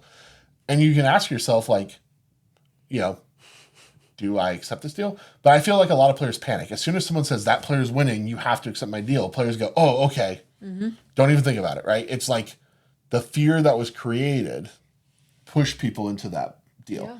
And that's, again, another psychological trick that gets used because it's very easy to use fear against people to get them to make bad decisions. Politicians do it all the time, right? Like, especially in Swiss games, right? Like where people really don't want to lose in Swiss. And I mean, top 16, top 4s are do or die as well. But especially in those Swiss rounds where you want to accumulate points and you want to get into that top 16. And I mean, this is how we get so many draw scenarios, right? Because people just don't want to lose. And so that just leads people to getting walked into bad deals and they end up losing anyway because they're afraid to call people's bullshit and say, okay, I'm not going to take this bad deal. We'll just lose then. We'll all just lose to that person. Sure. Yeah. Use it or don't. Die with a force of will in hand. That's your business. You can't let fear rule your decision making. And part of it is just because someone says something doesn't mean you have to listen. Do your own analysis. Are you actually losing? I've had players point at a player and they'll have like 3 lands and like 4 cards in hand. And that'll be it. And they'll be like, they're about to win. And the other player's like, what? And then the person will be like, oh, yeah, you're so right. And I'm like, what? How is that player winning? I'm not saying they don't have it, but like, objectively. Like, what's going on here? Unless this is Dark Ritual followed by a freaking Bird, followed by a freaking Culling the Week, followed by a Nas, I don't really know what we're doing. Like, actually, I guess in 3 lands. You just already have your... Whatever. I mean, you could. Whatever, right? The point I'm trying to make here is... But the odds are low. The point I'm trying to make here is, like, look, like, sure. But I've seen some players just get pointed at that were absolutely not threats. And the player will be like, they're the threat, like... Or they're not even that they're a threat or the threat. It's just like, hey, you're going to untap and win if you don't make this deal. And the player's like, wait, what? No, I'm not. And the other player will be like, yeah, of course. Because that player's painted so much fear into them that game that they just kind of wilt. It especially happens when there's turbo decks at the table. As a person that plays Grixis and gets pointed at frequently, even when I oftentimes don't have shit going on in hand, it is very easy for especially the mid-range players, right? Like your TNT, your Kinnan, for these mid-range piles to point at the faster decks and say, fast deck problem, fast deck colors, Grixis problem immediately. And people just eat that up. Yeah. Without asking what's in my hand, without asking what's been tutored for, what game plan did I mulligan for, what am I doing? It's just fast deck colors, problem, kill. Mm-hmm. And in doing that, I get a Seedborn Muse, I get a Biomancer's Familiar, but it's fine. Fast deck colors, kill. I agree with fast deck colors kill. No. No. Stop that. But no, I agree. The aura of fear that can be created to like force bad deals and interactions. Yeah. I mean, we just want you guys to, when you're watching this, to acknowledge like that's going to be a thing, right? Like you have to do your own threat assessment, and you still have to ask yourself the question: how does this deal help me win? If the answer is, well, I don't think it does, but at least it buys me one more turn. That's not an answer. That is a bad deal, and you need to find a way to navigate that deal into a way that is okay for you, right? Because here's the thing: you don't just because someone offers you a deal doesn't mean you have to accept the deal as it's offered, right? You can say, well, I'm going to counter. And let's get this deal more to 50, at least 50-50 or maybe 51 my side, right? You're offering the deal, but the only way I'm accepting it is if you get me to this point. Right. Right? The person who offers the deal, technically in theory, has less leverage. Right. Or they wouldn't be offering. So that's where the discussion can be had. The last one, and this is the one where I get away with players, is kind of that appeal to authority. Where it's like, hey, I'm a known person.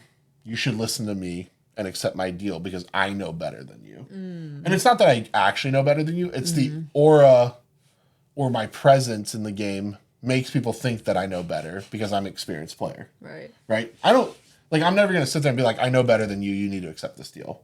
Well, no, that's not going to get you anywhere. Right. But it's hey, I'm going to offer this deal. Like, I'm not sure like how this game's going to progress, but I feel like this is the position we're in. And I feel like this deal at least gets us to our next turns. And players will look at that and be like, oh, yeah, of course I know you're a good player. So sure, I'll listen to this deal. Now, a lot of times my deals aren't really that skewed. But again, the ones where I have really hurt people or not hurt people, like walked them into a deal that just lost them the game.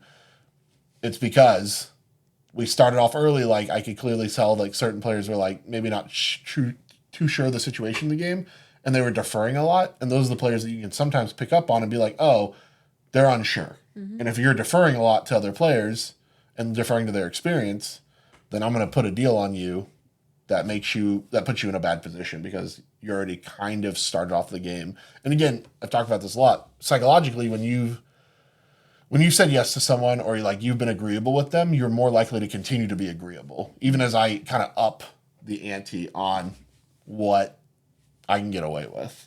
Yeah. And I mean, also psychologically, a lot of the times these are just implicit biases that exist that we can't really do anything about, because I think it's a double-sided coin, right? Because a lot of the time it's, content creator or person on X CEDH team, whatever, bad attack, or, don't listen. Sometimes, but I feel like it goes more the other way. Interesting. I really feel like more often than not.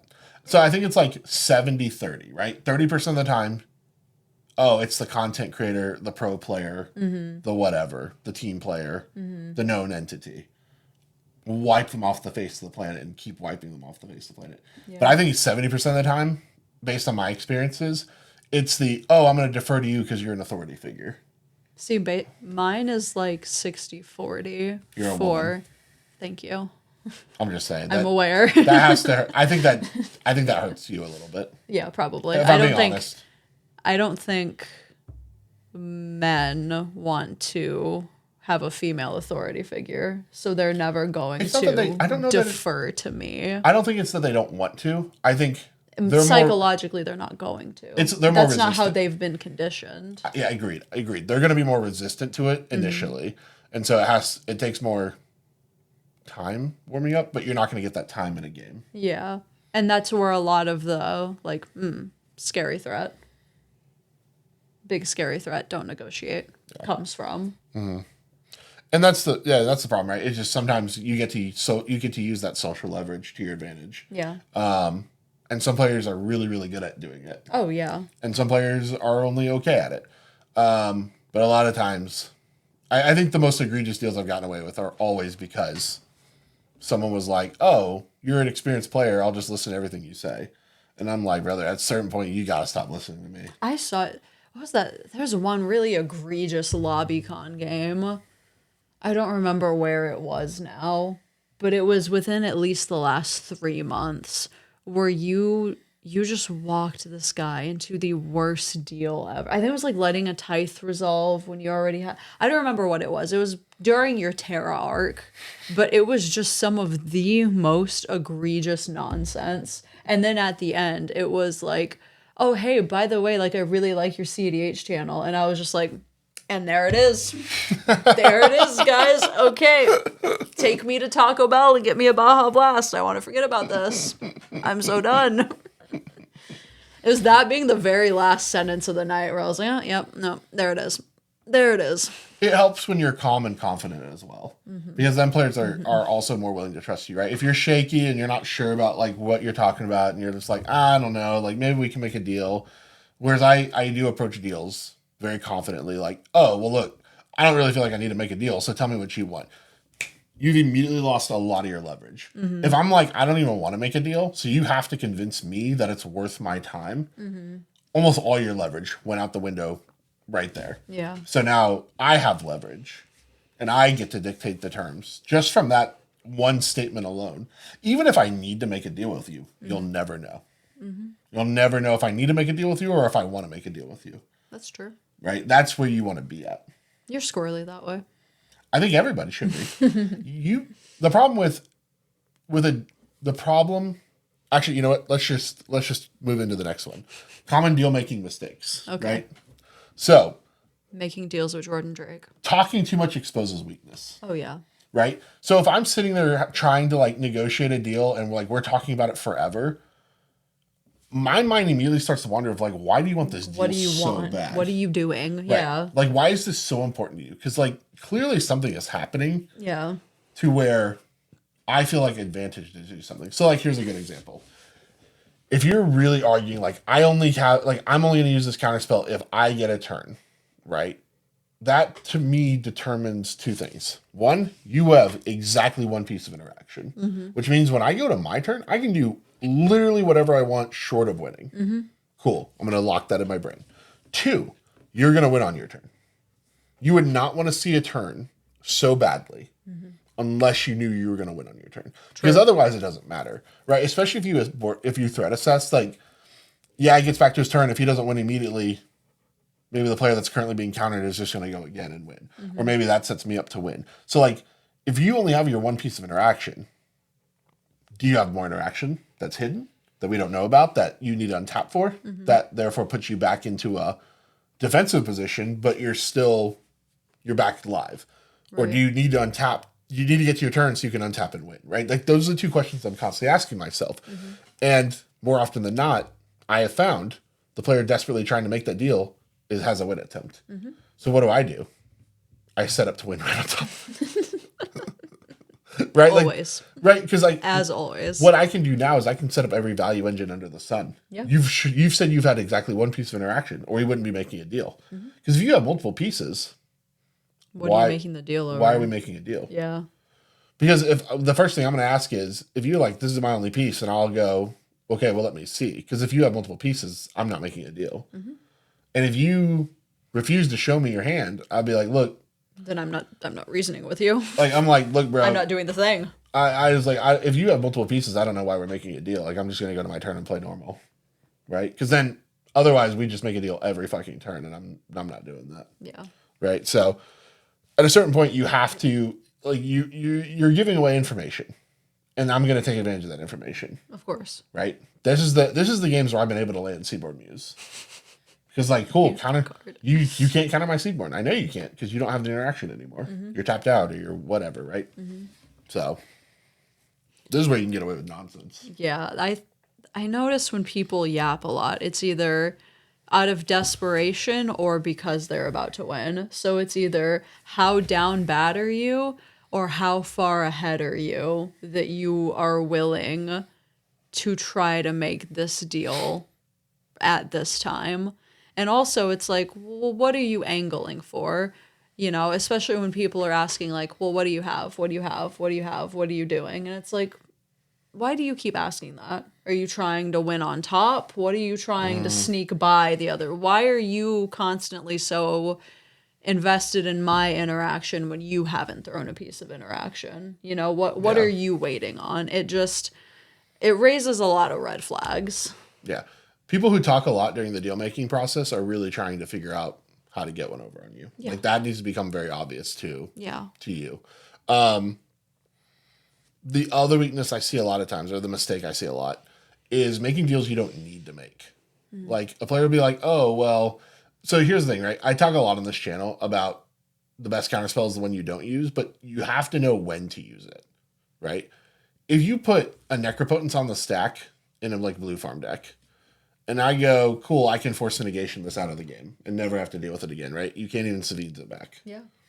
And you try to politic with me and be like, oh, look, well, let me have it. And maybe I draw a card or two. But then you're looking at the table and it's like, I have 2 other mid-range decks. No, I don't give a shit what you're doing. These 2 are going to take forever to set up. It's like, well, let me just have my 3 cards. Let me get 3.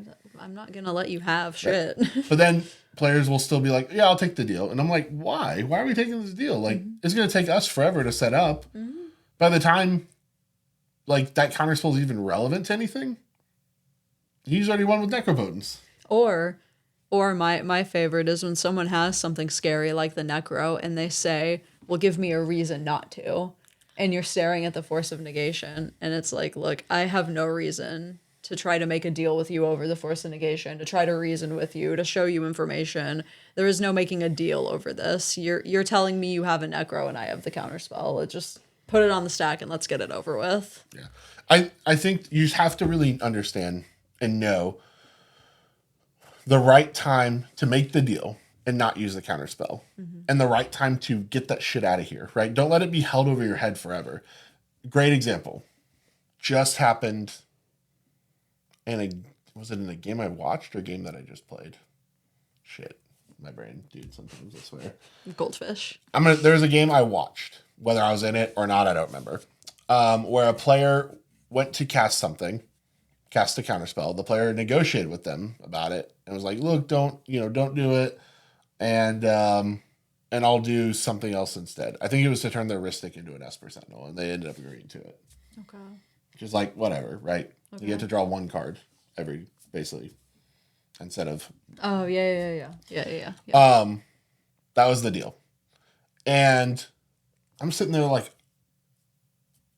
okay, I get where the player was coming from, to a certain degree, but like, if I'm in his position, I think I'd rather this just get countered and get that counterspell out of his hand. And that counterspell ended up winning him the game. Oh. And that's where it was one of those situations where I'm like, bad. You have to know, right? Like, that feels really bad. Yeah, risk instead of getting countered sucks, but like, sometimes it's better to just take the counterspell. Well, he had other draw engines. Oh. So it was like, oh, that's different. Yeah. It's like, you can let this get countered. You have other stuff, like you're fine. Yeah. I think they had an Esper Sentinel and a Wan Shitong, and it was just like, you have plenty of stuff. Especially if I can understand the argument if there's scary turbo deck that you want to gear up for. Like, hey, don't counter my Ristic. I wanna hold on to this counterspell, You hold on to your counterspell, don't counter my Ristic. There's scary turbo deck. That's a very common politicking point. But if it's other mid-range decks, yeah, that's interesting. So it's one of those weird situations where it's just like why, I don't know, why make a deal? Yeah. Which actually leads me into my third point, and that is making a deal with a player that it's almost like a sub point, right? Where you ignored hidden information. And what I mean by that is you made a deal without really thinking about the hidden information that could be there. So for example, if it's like, hey, I'm going to do something, but you have to... Actually, let me find a better example. Let's say I'm I'm like, look, I can counter your thing, right? Or you can agree, or we can make a deal where you don't play that and you play something else, and you play something else instead. Mm-hmm. Or actually, here's a best example. I cast a green tutor. Mm-hmm. I do X equals 3, Mm-hmm. and I say I'm gonna go get Enduring Vitality, and I've got a bunch of creatures on the board. Mm-hmm. And they're like, look, I can't let you have Enduring Vitality. I'm gonna counter that if you do.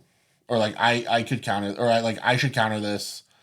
And then you're like, oh, let's make a deal. Yeah. And then we end up agreeing I get, I don't know, whatever, something else. Okay. I don't know, some other value creature. I get Ranger Captain. Okay. Or whatever. Maybe not Ranger Captain. I don't think anyone would let me have that. What's like another 2-drop creature that I'd take at that point that's like valuable? Let's say I get Badger will come. Okay. Right. Let's say, okay, look, how about Badger Mole instead of Enduring Vitality? And you go, I was like, I need a mana boost. It's not as much as Enduring, but like, how's that? And you go, okay, cool, fine. And then somebody else pushes win on their turn. You pass turn. Someone goes, okay, well, I'm going to go green tutor X equals 2. I'm going to get a Borrow and try to win. Mm-hmm. And then you look at the player and he's like, well, I said I should counter it. I never said I actually had a counter spell.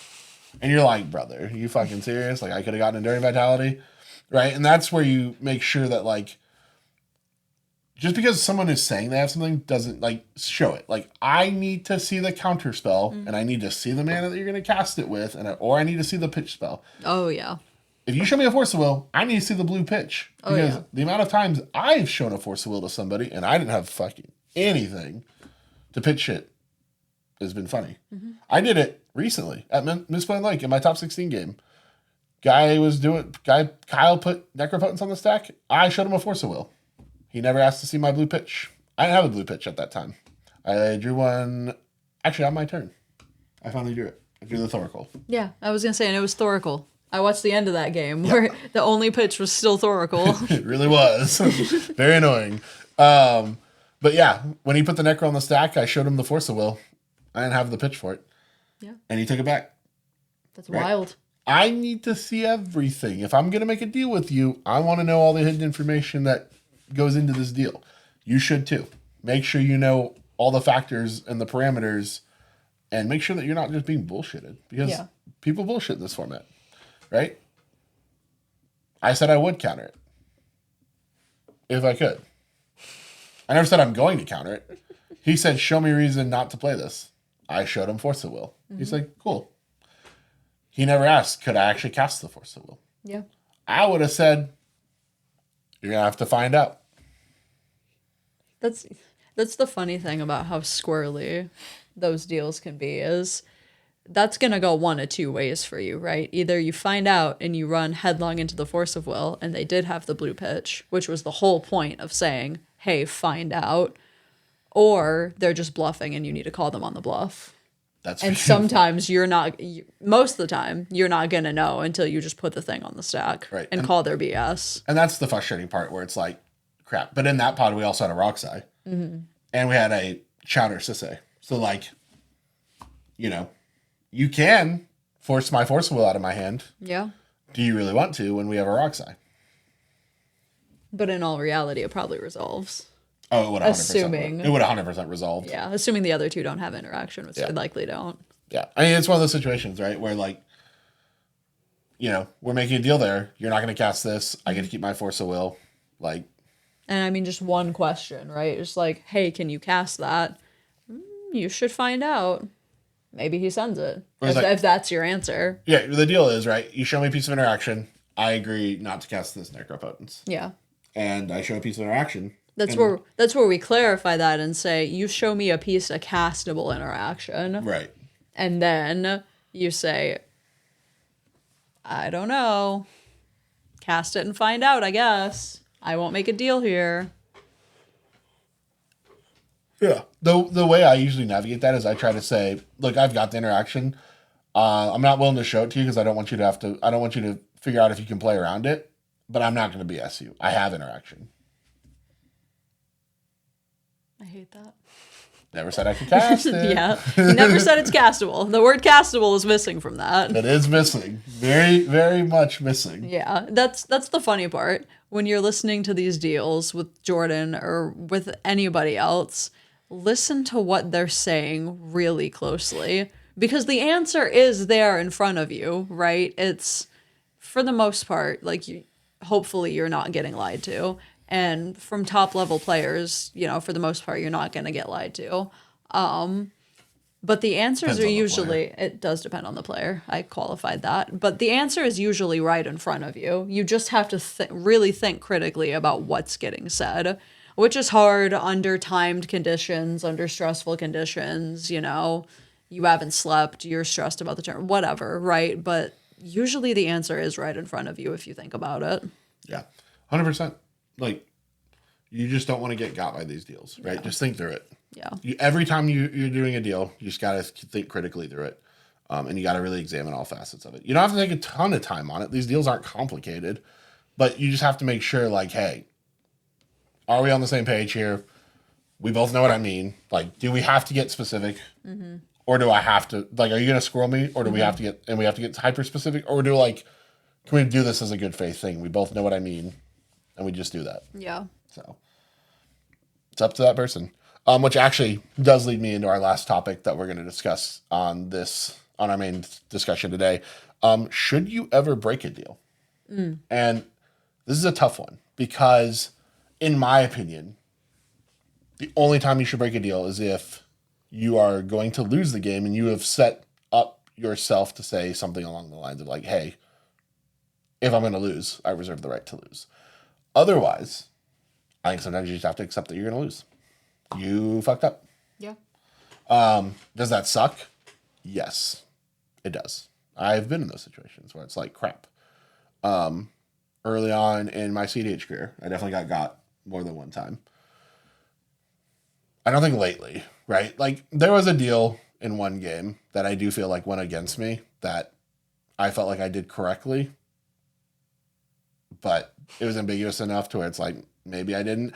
I feel like I did. And even when I watched it back, I was like, I feel like this was done correctly, but maybe it wasn't. There was enough ambiguity to where nobody's called the person out on it. So, Yeah. whatever. I don't think you should break deals generally. Yeah. Like, I think, and I mean, I've done the same thing. I've stood on my bad deals, mostly around I won't win the game, because I feel like in Grixis, people really want you to make that promise because, scary colors, Underworld Breach, whatever, right? So people really want to hear, like, hey, you won't win the game. And I've had to stand on my shitty deal not to win the game. Yeah. And here's the thing, right? Like, your reputation does follow you. Exactly. Yes. Can you be the unknown person, lie your ass off at a tournament, spike the whole thing? Probably. Mm-hmm. Is it going to happen multiple times? Maybe. You might get away with a couple, but eventually Maybe, everyone's yeah. going to know who you are. Yep. The players who are notorious for lying in our format, everybody knows who they are. Yep. Right? It happened to Jorman, right? Jorman's a notorious liar. He'll tell you. Like, we all know he does it. It's funny because sometimes it's bad lying and, like, you obviously know. Mm-hmm. Like, that's what makes it kind of funny. Oh no, my past comes back to haunt me again. Right, like what he said on the misplay on the leg, right? My past comes back to haunt me again when Evan called him out for lying. And Evan, I mean, like I said, Jorman takes it, he takes it well. Like, he knows. He knows what it is. He knows what he's done. Yeah. But like the situation with Tim and Sam, right? Where that was very volatile. Mm-hmm. But again, you kind of did it to yourself a little bit, right? Like, there is an element of that. There's a reason we talk about this, why you shouldn't go to these places, because your reputation does follow you and it does make deal making harder.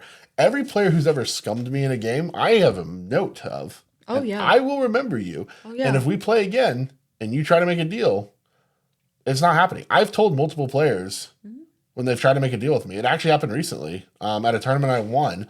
In my top 4 game, a player tried to make a deal with me. And I was like, look, bro, last time we made a deal, you lied right to my face. Mm-hmm. So no, absolutely not. Like, we're not making a deal. I'm gonna take my chances that, because here's the thing, right? If he's lying again, then I immediately lose. And like I said, I will not take a deal that loses me the game. And if I feel like I'm being lied to, and I've said this in some of our previous episodes, if I feel like the only thing that separates me from winning or losing this game is a lie, it's not happening. I won't be lied to. I'll just accept the loss if that's what it is. Like, I will, like, in this case, I was swordsing a creature and They were trying to convince me I needed to swords a different creature on somebody else's board, or we were going to lose. I think it was a Ral.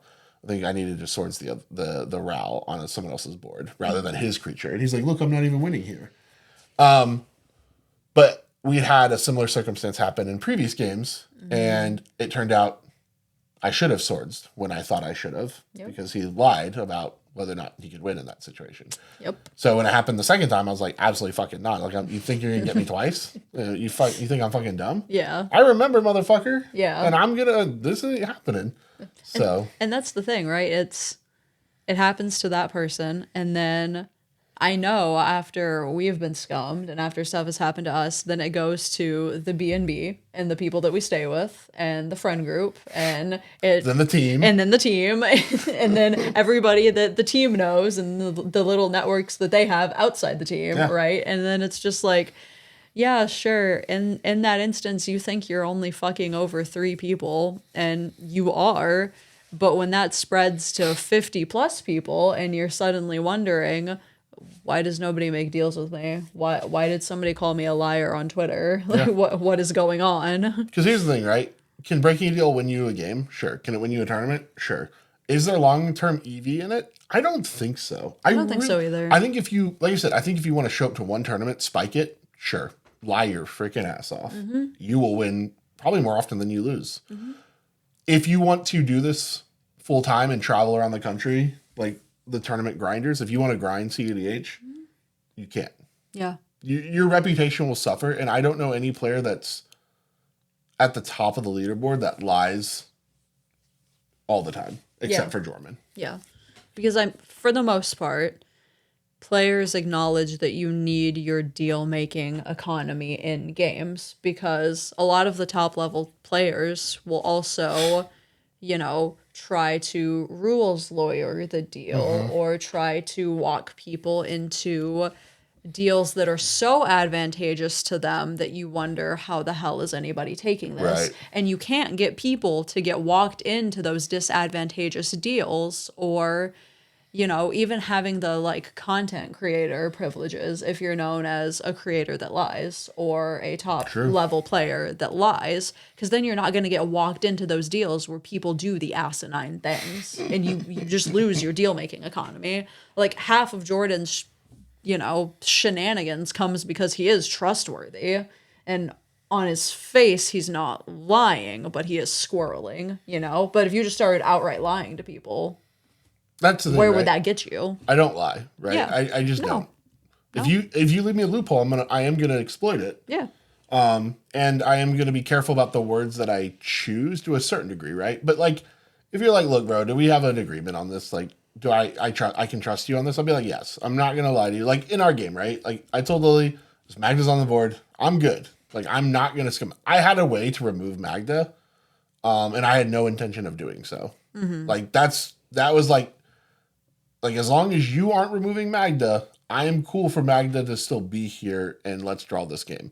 Like I had an opportunity to remove Magda. I felt like the deal I'd made precluded me from taking that active step, or based on maybe it was just the words I felt like I said, precluded me from taking that active step. So I chose not to, and I was willing to accept my draw until Lily made the weird decision to bounce it, and then game on from there, right? Or I've had others where it was like, I felt like I'd made a deal or I'd said something, but the table, I talked about earlier, right? The table had agreed together that they felt like I had not, or I had said that. And then I'd go, okay, well, if I said that, then I'm going to stick to that. Or if everyone agrees to that, I'm going to stick to that. Now, if I feel like people are abusing that against me, I'm going to stop doing that. But I don't feel like anyone's abused that. I feel like sometimes I might have just misspoken. That's fair. Which that happens. Yeah. And I just accept it and be like, oh, well, that sucks. It is what it is, right? Yeah. But yeah, we hope this has been helpful. The idea here was to identify the parts of a deal, right? So you can understand the things that you need to do when you're setting up your deals. Really, making it simple, making sure it's transactional, you're getting everything out of it that you need to win, right? Every evaluation should come down to what step am I taking, or what does this deal do that actually takes steps for me to win this game? right? That's what you should be asking. And it can't be it buys me a turn. But at what cost, right? What was the cost I had to pay for that turn? Yeah. Is the cost too high? Well, then it's not leading me to winning. It's leading me to getting a turn. And that's really what you should be asking yourself. In my opinion, right, the best players in this format, or the best deal makers in this format, aren't just using it to win one game, right? They maintain their credibility across every game they play. They're constantly getting EV off of their deals, and it's because they follow a lot of these principles. Mm-hmm. Yeah, no, 100%. I think this is another area, like a lot that we talk about, where it's really context dependent. So the deals that you're making and what you're trying to walk people into and what you get walked into is super context dependent. Yeah. So it's difficult to cover every scenario that you may see because things do get weird, and we're the first to acknowledge that. But this should be at least a helpful framework, especially if you aren't as familiar with CEDH politics or as comfortable with the deal making aspect. You know, that's not a second nature to you. You don't see game actions as potential for deal making, that hopefully this can steer you towards that and, you know, show that it's not all bad. There are ways to not get got. Yeah, I agree. I think with all that, we can jump into questions. Yeah, questions. All right, let's do it.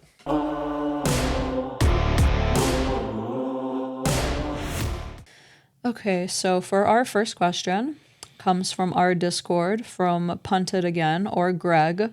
How many pet cards am I allowed to play in CEDH decks, and why is the answer all of them? Greg, stop playing pet cards. Play as many pet cards as you want, Greg. You live your truth, bud. For all those that don't know, Greg's a buddy of ours in Raleigh, and he ran a kitten list with like all the pet cards. He did. It was the most. It was hilarious. It honestly is the coolest kitten list I've ever seen. It's kind of like, it's very similar to Big Flips, but I remember like, he had the dragon from Final Fantasy Bahamut, and he flipped it on a kitten flip, and I was like, what is that doing there? I was like, what the heck? He's like, yeah, comes in, it destroys something, and I'm like, that's pretty hot. That's pretty hot. Really good replacement for Thorn Mammoth in some ways. Even though Thorn Mammoth lets you keep doing it, I guess, which is like the benefit. Gross. Kennen is gross. Yeah. How did we get back here? We're always back. Why are we always back to fuck Kennen? Anyway, Greg, stop running pet cards if you want to win. If you don't care about winning, run them all. I say that as pet cards, Greg. I say that live as your I truth. My own pet cards. You do. Calamity's Wake, Abora Oculus. You just went on a whole podcast about a pet card. I don't want to hear it. You run Fair. all the pet cards you want. All right, next question. This one comes from our YouTube comment section from Is It Vadrick? Question, is negotiating really more important than play skill? I'm newer to politics, and I still made top 10 in my first two CEDH tournaments, both gold level events. Am I reading into my own experience too much? I feel like this is a fitting question in this episode. No, we've talked about it a lot today, right? As we were going through the deal making and everything else.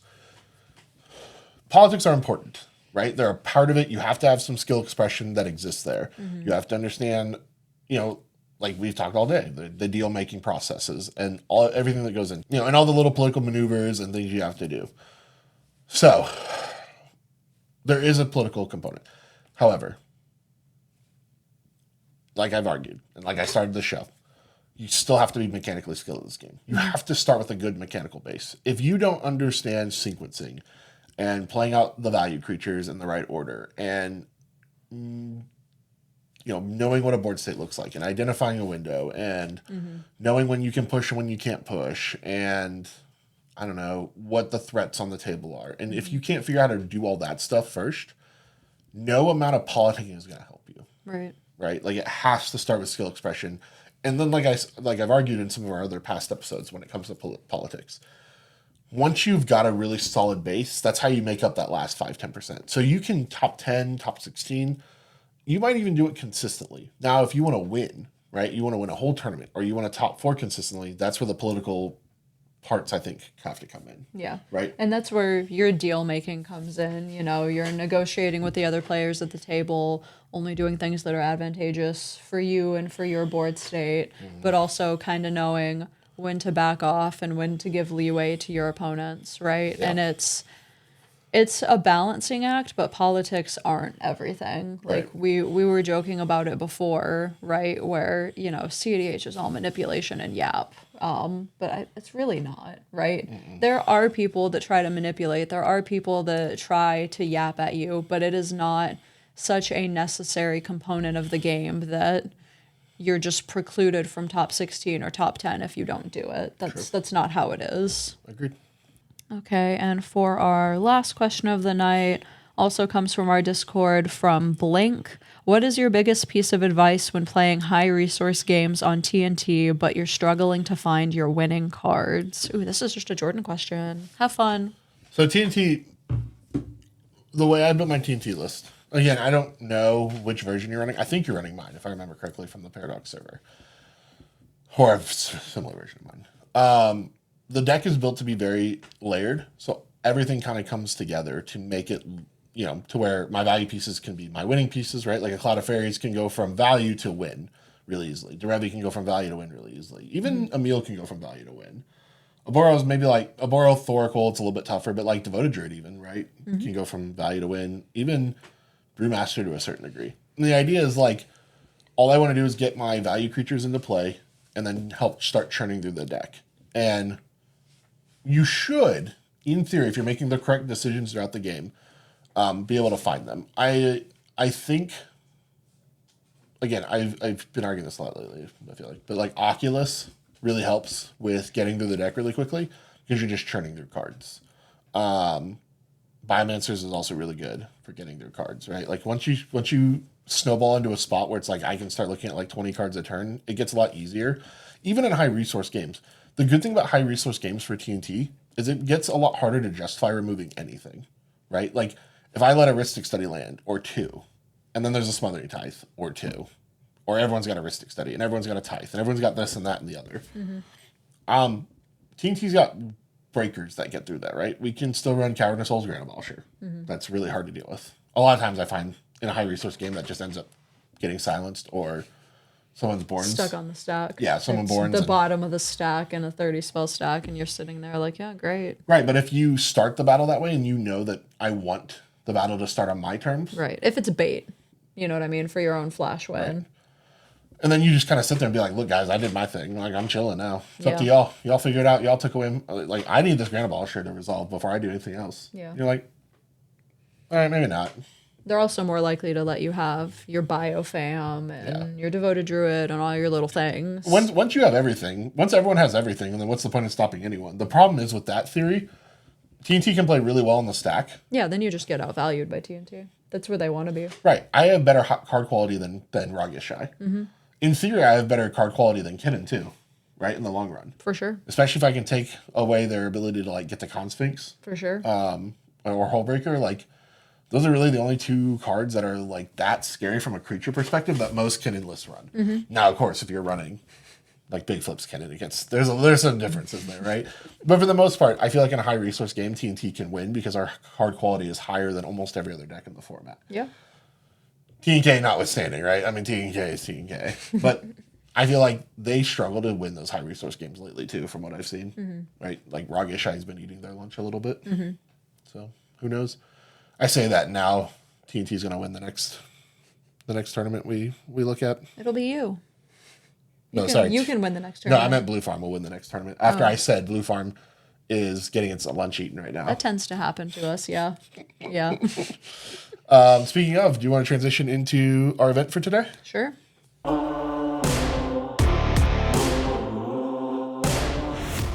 All right, so the event we're going to do this week is the Quest for a Cause 10K CEDH charity main event. So if you didn't know, this was the Tap for Hope Quest event. This went alongside the charity auction. I think they raised over $7,000 for charity, which is fantastic. That's really, crazy. really awesome to be a part of this community and get to Yeah. do something so cool. Bruno Gino Griffiths won on a Tali. A Tali took it down. Okay. Okay. Didn't we just say Atali's dead in the format last week too? I swear. Did we? I'm pretty sure I did. All right. We keep doing this. Oswald Fiddlebender. That's Okay. interesting. Ragisha, shocker. Shocking. And Yeah. Dahada. That's kind of cool. Interesting. That's a very interesting top 4. 3 Kinnons, Oh, like look, right there. Kinnan. A Cabbage Merchant. Cringe. Our one Rockside. The one Rogsai He player. returns. The trend continues, guys. Timnacrom. Sure. Ryan Chatterfang. Okay, we see another Chatterfang. We had a Tenrith. Hell yeah. I don't know who CDH time is, but Kark Silas. Okay. Interesting. Okay. Another Kinnons. Grixis. We had 4 Kinnons. That's cringe. Please stop. A Timna Dargo and a Rockthras. Oh, it's same black on Rockthras. Cool. Nice. Yeah. Pretty. Wow, what a That's Kinnan heavy. Simultaneously so meta and so not meta. Well, it's funny, right? It's a very meta-ish.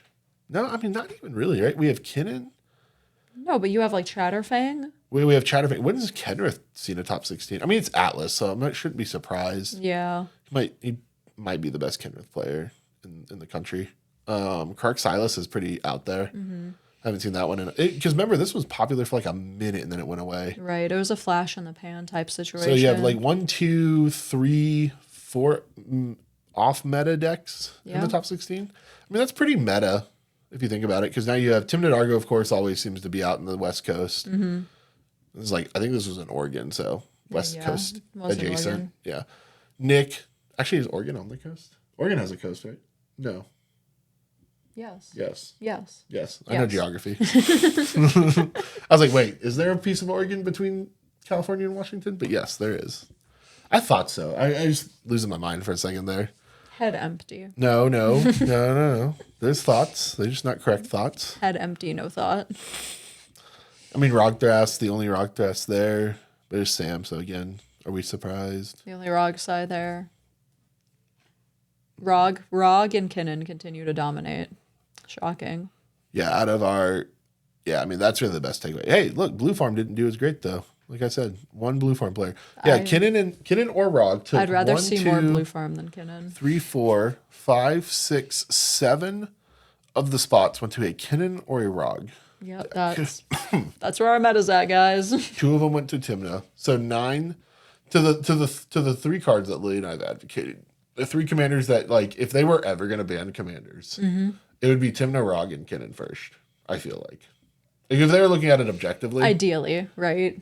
If they're looking at it objectively, it would be Timna, Rog. Like, Kinnan. realistically, it's never happening. And then Thrasios would be right there next to Thrasios would be on the, like, I'm watching you. Yeah. What are you going to do in this world? I'm watching you, Thrasios. Because there's a good chance Thrasios becomes the next best deck. Any, like, black Thrasios deck becomes best after the ban after those 3 cards were to go, and then they just nuke Thrasios. But then Sisei has to go. See, that's the problem with banning, right? They don't all have to go. We can chill.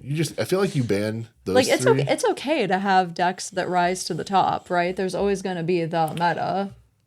Yeah, I just don't think it should be a deck that doubles your mana. I or agree. gives you a free command. I agree.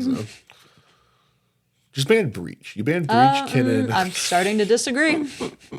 Anyway, back to the losing meta. me. Cabbage Merchant once again making another. This card. So here's funny, right? Because we have a local player that plays this. I really wasn't super impressed the first few times I've seen it play. I'm still a hot take. I'm still not. It wins a lot though. It's been winning all over the country. It is a great instant speed deck. I will give it that. It's a great instant speed deck. Yeah. Garuda was close. Oh, they were. A Scion was close, dude. There were some spicy decks that were close. Was Gold Saber on the bubble with Atali? Who? Gold Saber? Oh yeah. Bubble buddy. Yeah. A lot of Rockthras also, like right on the bubble. Everybody with the salt tag is running Rogish High. I wonder if that's a meta joke or something. Is that a bit? I don't know. Weigh in the comments. Probably. Rogish High does make people salty. I died to this stupid bird in a local lately. That actually was frustrating. For like 5 turns, I managed to draw a creature with flying or reach to sacrifice to it while it was like a 25-25. Because it was just me and him left. The other 2 players had died also to the bird. And I was the last survivor. And I was on Kinnan. Toying around on Kinnan. And eventually Ishai just got me. I was top decking. It was funny how many creatures I managed to top deck or spin into Yeah. to keep myself alive before I finally ran out and died. I was like, I'll eventually find a win, Or I want. or I will run out of creatures. And I ran out of creatures. I threw an endurance at that thing. I threw a bird at it. I threw a Wanshi at it. That's so wild. What else did I throw at it? I don't remember, but it was like every flying creature. I think it hit every flying creature in my deck before I was just like, crap. Oh, a Fairy Mastermind I threw at it. Mm-hmm. I ran out. Eventually, there's just not any more flying creatures, right? Terrible. But a pretty meta. I mean, this is kind of where I feel like the meta settled, right? A lot of Raw-Gishai. A lot of... Yeah, I mean, it's a lot of Raw-Gishai, a lot of Kinnan. I really feel like that's going to continue to be the theme. Yeah. And then some of these decks, like Atali, you know, something like an Oswald or a Dahada, like these turbo-ish strategies. I don't even know if Oswald is a turbo deck, actually. I think it's more turbo leaning. I think so, too. Because, right, you're just kind of excuse me, you're just doing the birthing pod thing through it. I feel like, dude, I bet you this deck got nutty with that stupid fucking freaking sewer cam thing. Probably. Right? Yeah. Oh, he's not even on sewer. Wait, it's a creature, isn't it? Hold on. Is he on it? Am I crazy? Maybe he's not on it. Maybe I'm We could wrong. be wrong. Or maybe I have the creature name wrong. Hold on. Maybe he's got the skateboard. Mm-hmm. Maybe I don't know the name of this card. Oh, wait, these aren't in alphabetical order. Maybe that's what's throwing me off. But I don't say it. I don't know. If you're on Bryce Statue and Mycosynth, why wouldn't you be on it? Like, right? Am I confused? I don't know. I don't play this deck. I don't know why I'm trying to guess on a deck I don't play. I feel like I'm missing something. I don't know. I mean, they top forward, so. Yeah, I mean, what do I fucking know, right? I just felt like that card would be really good, right? Because it's EDTBs and it untaps. Maybe it doesn't. Hold on. What does this card actually do? Yeah, why would you not want to tap or untap? You could tap. Oh, it's blue. I'm an idiot. Well, that's why. In a mono white deck. All right. Well, we figured it out. Anyways. All right. Yeah. The meta seems to be pretty pretty interesting. Yeah, well, I think that's all we're going to have time for today. I know this was a long discussion. I hope this was helpful when it comes to your deals. I know that for the most part, like, deal making is one of those things that can be really difficult and really hard to navigate. And we hope that this helps make it easier. It's just not something that I feel like is first nature for a lot of people. Right. So, yeah, we hope it's helpful. We did just start posting to our Instagram more, so please follow us there. Definitely check the description below. We'll have all the links to all the events that we talked about, all of our socials that you can follow us on. We probably need to make a link tree. I've been lazy. I'll get around to it, I promise. Lily and I are also talking about getting some Drake Academy merch spun up, mostly because we want it for ourselves, and we'll probably make some available to the audience to buy as well. I think that's been asked for, so yeah, we'll finally do it. I really want a Drake Academy playmat and or sleeves and or a shirt and or a hoodie. So I've been asking for a hoodie for months. we just got to get around to it. I've had so much going on that anyone who DMs me knows it takes me a while to respond, and I'm so sorry. But I've seen this man's DMs. They go crazy. They do. I get like 45 a day now. You guys stay in my man's DMs. We get 45 new people almost a day. Maybe it's not always new people, but I have 45 DMs almost every morning. Like by the time I get to lunch, 45 new DMs that I've got to answer. Not just like 10 from the same person. It's like 45 individual. Like, yeah, it's crazy. But I do appreciate everyone reaching out. I will eventually get to you. If I have not already, I'm sorry. If it's been like a week, just remessage me because sometimes it gets lost. Double message him. He loves it. You wait like a week because if you double message me at the same time, it doesn't do anything. It's just it's gonna go up for like 2 seconds and it'll go right back down the list as I get more. So. But yeah, we do appreciate your support. Thank you for everything. It's been awesome making content for everybody and getting to hear all the stories about how we've helped people has been awesome. So definitely enjoy that feedback, and we'll see everyone after the Lane Go Invitational next week. Yep.